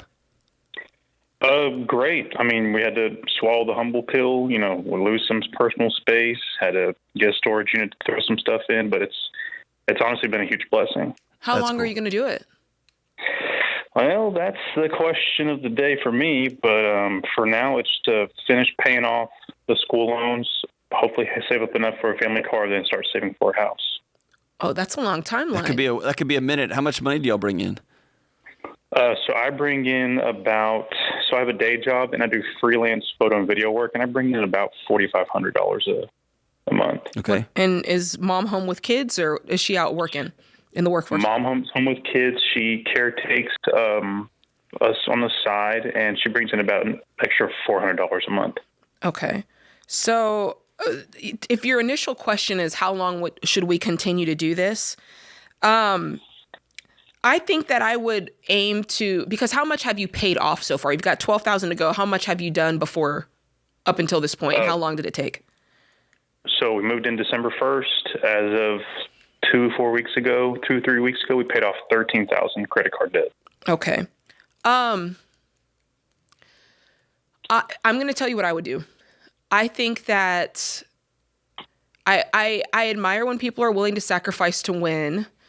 I think this is an imposition on you as a family and as a married couple. It's just really tough to stay in a position like this for long. And so I would really try to cut it short. When do you think you'll have the $12,000 paid off? Crunching numbers, I can do that in about 4 months. Okay. I can get some more freelance work to come in. For sure, I can expedite that. I would not extend this to buying a new car, saving for a down payment. I would not extend this that far, because what this means is, and we've gotten a couple of these calls today, so this is nothing on you. Everything is a series of choices. And so for you guys, your careers are a series of choices, starting a family and the amount of children is a series of choices. And how that affects your financial timeline is a result of that choice, and thereby you're choosing that as well. And what I would hate is for you to pass that off onto grandma because it's part of you guys' choices. Do you see what I'm saying? Yeah. And even though she's probably like, oh, I'm so glad to have them, I get to be by my grandkids and da-da-da-da-da. If you kind of flip the script for a moment and you go, well, if I had a buddy or if I had a family member who was like, hey, let me move in with you for a little while. I want to pay off my debt. I want to save up for a car. I want to get a down payment. You'd be like, hold up, wait a second. So there's a thin line between, do you see what I'm saying? Yeah, absolutely. Yeah. What's the? I wouldn't want to. I'd be more willing to push the loan, pay the monthly, maybe a little bit, get the family car out of the way, and then save for the house, or at least for a good sized down payment. You've mentioned the family car. By adding having a third kid here in a few months, is that going to exceed the cars y'all have? Yeah, so that's the problem. Is we only have two little 4-seater sedans, so. Okay. We got to get a bigger vehicle, which we want to sell one of them anyway, so it kind of works out. I was gonna say, yeah, I would save up the cash, and the discipline you and your wife are gonna have to put on the table here is 100%. You're gonna want to go get a brand new Tahoe or a brand new Suburban or a brand new minivan. Y'all just can't afford that. And so we're gonna have to find a minivan with 150,000 miles on it. That's a good car, a good Toyota Sienna or something, and it's gonna have other kids' stains on the carpet or whatever, but that's what we can afford, and we're going to pay cash for it, and then we're not going to get ourselves further behind. Yeah. And by the way, that's all good. It'll be good. Like, you know what I mean? Like, it's a choice y'all are making. So this isn't a thing that's happening to y'all. It's like, no, we picked that minivan because we choose freedom as a family over shiny things that go down in value, right? Can I ask a question, Casey? I just want to make sure I'm understanding. When you say grandma, is it your kid's grandma, so like her mother, or is it your mother's grandmother? It's my wife's grandma, so it'd be my kid's great grandma. Oh, wow. So are y'all doing caretaking too? Yeah, is that the arrangement? Yeah, it's kind of the win-win where, she became a widow in 2020. The house she can't keep up with. There's an upstairs. She can't even walk up the stairs. She's been lonely, depressed. So it's not a bad deal. It's not bad. Yeah, no, okay. No. That does make it a little different. How old is she?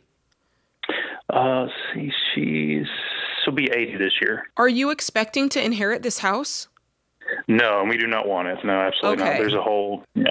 I was just trying to see if there was any other parts to this. Jade, I could see a world where if with the caretaking arrangement, you can do this for 3 or 4 years. If it works out for your family, y'all got the whole upstairs. You kind of have your own separate life, but y'all get to. That feels different. I won't lie. Yeah, and she's brightened up once she gets to live with her great grandkids. They greet her every morning, so she's definitely livened up more. Yeah, that's cool. Like I said, it's been a great win-win. And that can be a really remarkable experience for young kids if there's just no toxicity and you know what I mean. It's not a gross arrangement. Y'all aren't living in a 3-2 and like.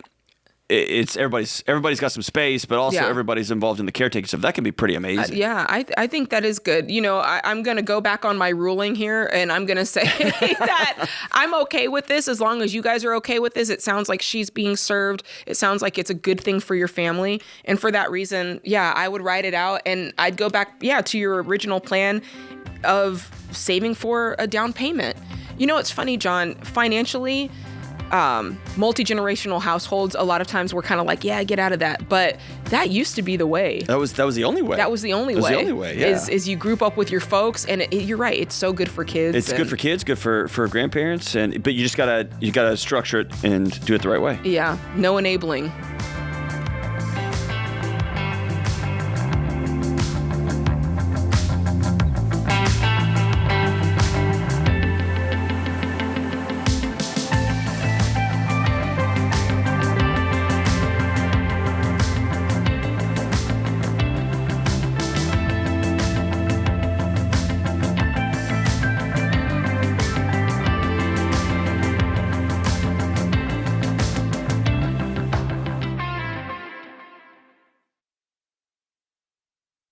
Hey guys, Dave Ramsey here. Every day on this show, we help people work through real money problems and figure out what to do next. Now, you can get that same kind of help anytime with Ask Ramsey. Ask your money question and get answers built on Ramsey principles we use on the show. Whether you're making a decision or just want something explained, Ask Ramsey is here to help. It's fast, simple, and free to use. Go to RamseySolutions.com and try Ask Ramsey today. That's RamseySolutions.com.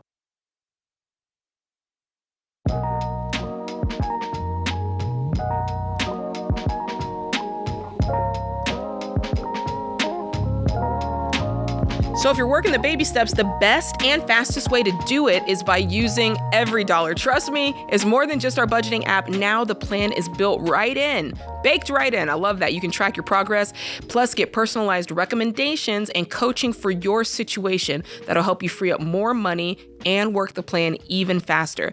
It's truly like having one of us in your pocket, walking with you every day, showing you the next step and holding you accountable. So start EveryDollar for free today by downloading it in the App Store or Google Play. All right, we got Julian in El Paso, Texas on the line. What's up, Julian? Yes, I'm calling because I had a house fire in November of last year, and the insurance company is going to pay me some money to repair, but it's pretty severe. So I'm wondering if I should use that check to just rebuild and do the process and keep my normal monthly payment, or if I should take that check, pay off that mortgage for that home, and use the difference to put me and my son into a new place. They're not paying you to rebuild the house? Yes, that's the check is for rebuilding the house. It's about $310,000. Mm-hmm. But with the war and all materials increasing rapidly, they cut the check in December, So I don't know if it'll still continue to cover the cost of the construction, honestly. And I'm kind of in panic mode after the fire, so I don't want to make any decisions emotionally. Yeah. So did everybody get out safe? Yes. Can I just tell you, man? I got out safe. Yeah. Got the 2 dogs out. Good. You got everybody out safe? Yes. Can I just shout you out? Good on you, Dad. That's what. I hate to gender this, but that's what dads do, man. You run back in and you get everybody out. I'm proud of you. Sure did. That's good, man. And I appreciate you recognizing inside your own chest, hey, I'm still in fight or flight from that deal, and I'm not making rational choices. I need to get some wisdom, and I want to shout you out too. That shows a level of. That, but I was watching one of your guys' videos the other day, and I think Jade said, "Don't make emotions don't make decisions, emotionally charged. And I was like, you know what? That's it. I have to call. All right. Well, I'm glad you did. So here's anytime I feel a certain way about a thing, I've got real big feelings about a thing that I think, the first place I want to do is write down that feeling I have, or the feelings. I got a bunch of them. I'm kind of dramatic. And the second thing I want to do is I want to go get real, on the ground information. I don't want to scroll the news sites who are screaming and yelling, trying to get headlines, trying to capture my eyeballs because they are selling me my attention as a product. I want to go talk to an actual contractor and get an actual bid or 2 or 3 or 4 on my actual home and get a cost estimate. And once you're looking at the paper in front of you, my guess is your next right step will be pretty clear. Mm-hmm. And you're going to have to pay off the mortgage anyway, right? Yeah. Eventually, it was just in the loan process. So I had been doing the 13 payments a year thing. Mm-hmm. Okay. What did you owe? Yeah, what do you owe on the house?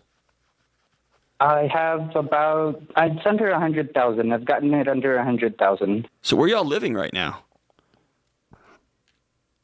The insurance company gets you like a temporary rental. Okay. But they only do it for like a year is what they're telling me. So I'm like, okay, so I'm 6 months into my year.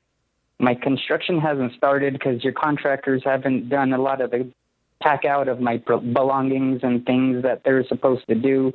And I'm getting into panic mode again that since there's no action's being taken, I'm going to... But is the action to be taken something you should be doing, or is it something they're supposed to be doing? No, it's one of their contractors that they're supposed to be sending in to pack out my house so it is ready for a bid and stuff like that. Okay, but so you need a contract. Their clock should not start until the house is ready to be worked on. Is that how that works? I don't. That makes sense. I don't know how that works, but that would be my legal argument. Is I want you to have a bid in hand, ready to rock and roll the day that this stuff is done. But I don't think your clock should start until they have finished their work. Mm-hmm. Right? But yeah, they're not just going to pay for you to have a house indefinitely while you sit around and decide what you're going to do or not do or whatever. Yeah, they give me a 1-year lease in this temporary housing, so that's why I'm in a panic mode, you know? Yeah, let's feel the panic, and then you're not going to solve panic by thinking about panic. You're going to solve panic through, and you're going by going right through it. Action. Okay. And if you hate this house, you're scared of this house, I would rather you, this may not be the wisest thing to do. I'd rather you fix this house up, get it rebuilt, get it redone, get it clean as a whistle, and then choose to sell it then. Because you're going to pay this thing off. You're going to have a burned down house on a lot that you own. You're going to have to do something with it, right? Mm-hmm. Mm-hmm. At some point, the HOA is going to come sue you. Somebody's going to come. Yeah, it's going to have to be rebuilt regardless. You're going to have to do something with it.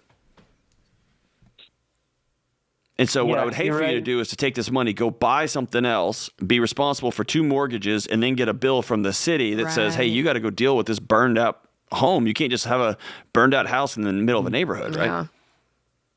And the reason it seemed okay to me is because I would only have 1 mortgage and it'd be substantially less because I would use that construction money instead to pay. I know, but what we're saying is you can't just... You can't just leave the lot burnt there. So what you're saying is out of the 310, you'd pay off the 100,000 and take the other 200 and buy something else. Is that what you were saying? Yes. And then what I would do with that is I would eventually, go back to the house. They're pretty close to each other, the one that I'm eyeballing, and I would still continuously be working on it. But I hate trusting contractors, mechanics. What money would you use? I'd like to get my own contractor's license, honestly. Yeah, but you're talking years. Yeah, and how would you fund it if you've already spent the money on a different home? With my mortgage payment, pretty much, that I wouldn't have. Got it. Okay. Yeah, I'm with John. I think you're going to cause yourself more headache if you don't do it this way, because now you're going to have to figure out, well, how long can this lot sit like this in my neighborhood? What does the HOA say? What does the city say? right? You've got some. You've got. I'm afraid the city's going to come do it for you, and they're going to send you a bill for $75,000. Yeah, you've got your work cut out for you now.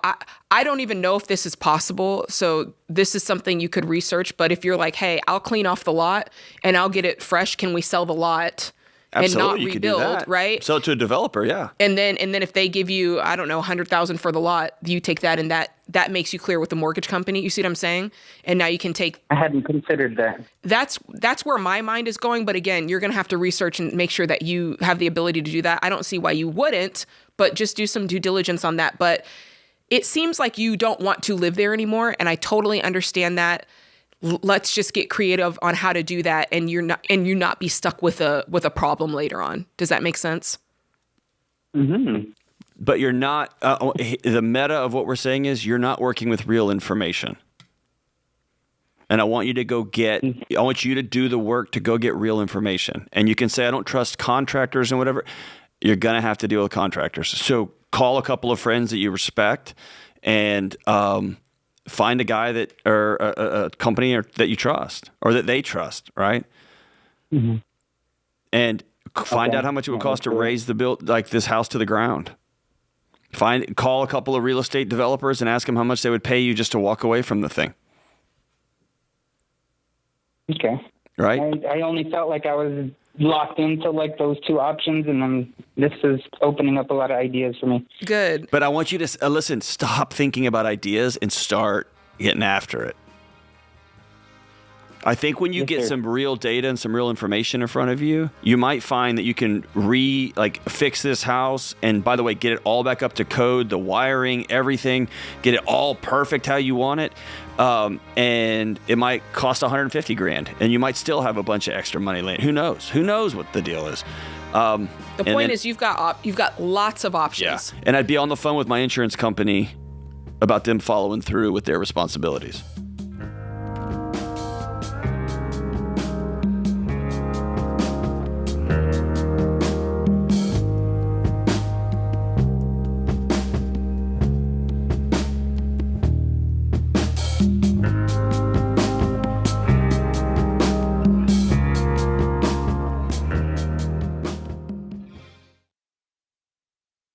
Hey, George Camel here. So you're thinking about buying or selling your home. It's exciting, but there's a lot to think about, and all those decisions can feel overwhelming. Well, here's the good news. You don't have to tackle the process alone. Ramsey's Real Estate Home Base is the place to find all of your free tools and resources for help to get prepared to buy or sell your home with confidence. You'll find calculators, start-to-finish guides, a podcast, and even an in-depth video course hosted by yours truly. What's not to love? So if you're ready to take the next steps toward your home goals, go to RamseySolutions.com/real estate. That's RamseySolutions.com/real estate.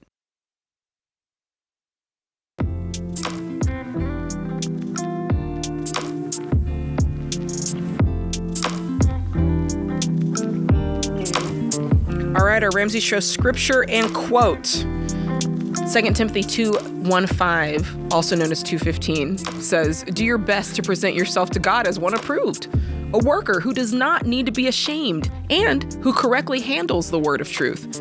John Carmack said, "Focus is a matter of deciding what things you're not going to do." I know that's right, John.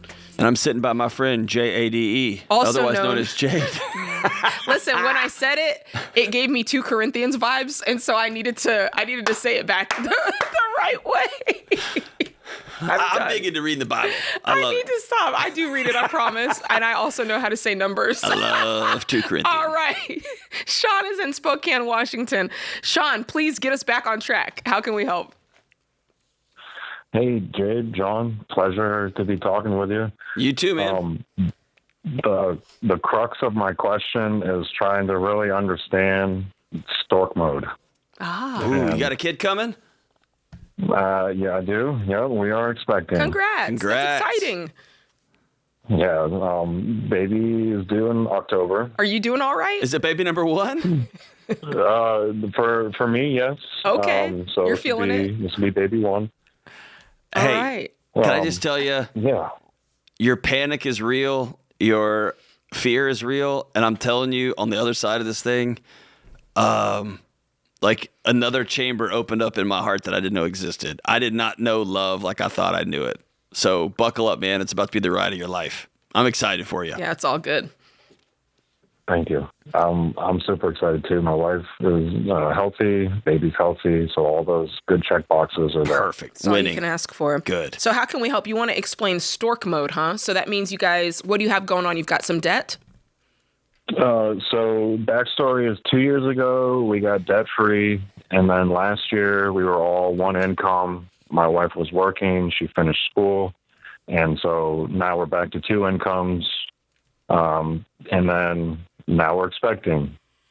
So in terms of saving for the emergency fund, we're about 2 months in terms of that savings total. Baby step 1 or baby step 2? Or baby step 3? 3. Okay, great. Yeah, so we're in 3 with almost 2 months saved. Great. Her desire, right, it's been a grind for over 2 years now, would be to go on a trip to Italy. Go explore Europe. Baby moon. A place that she's lived there previously, and it would just be a joy for her to show me her stomping grounds, and we take the whole family. What's that cost? It'd be I'm estimating between 15 to 18,000. Okay. And when would you do that? That would be mid to late July. Do you have time to save up that money by then?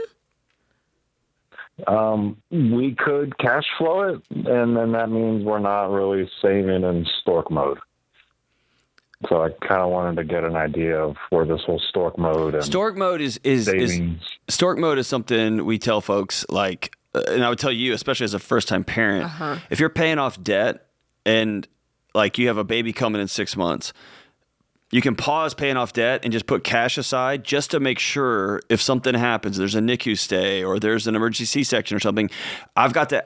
I'm not going to get us out of debt 6 months and then have to go all the way back 6 months. So this cash is on the side just to make sure everybody gets home from the hospital and we didn't have to spend any extra money. That's the point of that. Does the money that you have saved, does that cover your out-of-pocket max for your family, like for wife and baby? Yes. And is there anything left over after that with what you have saved now?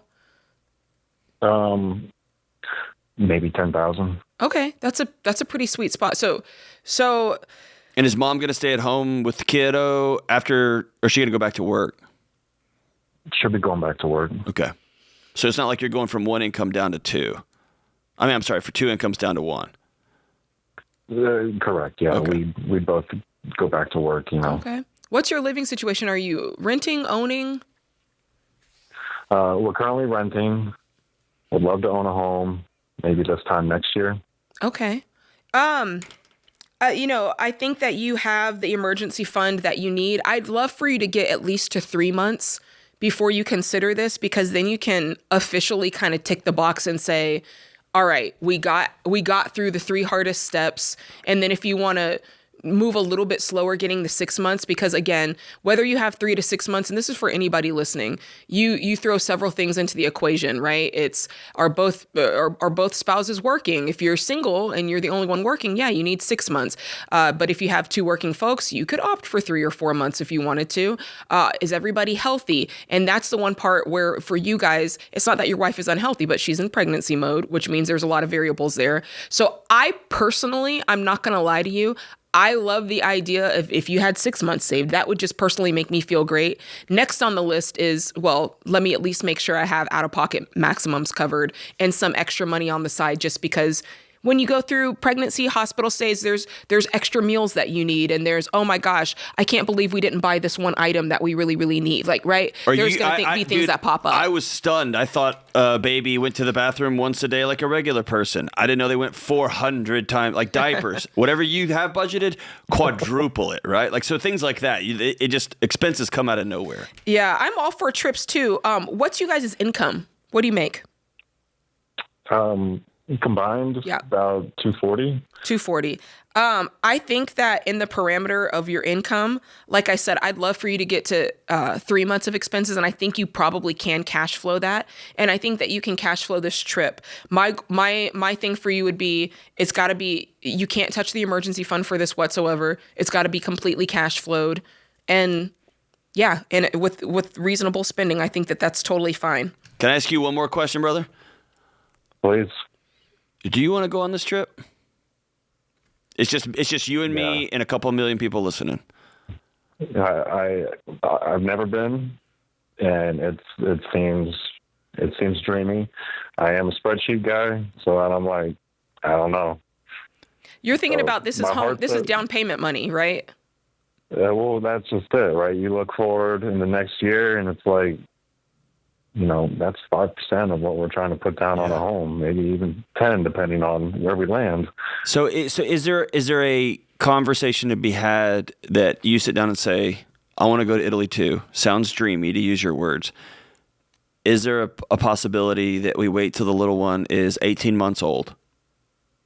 And at that point, here's a map. We have a home, and we cash flow this thing. We got an emergency fund, and we're just going to postpone this trip from trying to cram it in right now to, I want to do this thing up right. Is that a possibility? I mean, yeah, I think about, like, I'm over 6 foot, so I'm like, I'm going to be crammed in that airline for 10 hours. Yeah, I mean, I've done that. Like, I haven't gone to Italy, but I've flown international, and I'm a big guy. Like, it just kind of is, right? I don't know. I'm going to play on the other side of this coin because this is your first baby. I think she's viewing this as, this is our last shot. This is our last, because listen, with an 18-month-old, I wouldn't want to go. I mean, life changes in so many ways. But she's got other kids, right? Correct, yeah. How many does she have? One. I have a stepson. How old is he? 9. Okay, so there's like, at 9 years old, they can go off with the grandparents or with the aunt, whatever. Or go with you. Yeah. They can travel. But I just think she's seeing this as, she knows that independence changes greatly when you have a baby on your hip. So I would try to figure out a way that you can do a trip. Maybe the compromise is we don't spend as much or we don't go for as long, but I think there's a way you can meet in the middle, because the truth is you guys have a great income. You do have time to do the house. There's no rush for either of these. I wouldn't want you to miss out on experiences too, like as you're getting financially stable and does that make sense? Because you're on track. You're doing the things. You've paid off the debt. You've got the emergency fund. You've got all these other things in place. I just think that there is a level of enjoyment that you can have. I would probably say, yeah, 15,000, not 18,000. But other than that, I think you guys are on the right track. All right, guys, thanks for hanging out with us this hour. And remember, there's ultimately only one way to financial peace, and that's to walk daily with the Prince of Peace, Christ Jesus.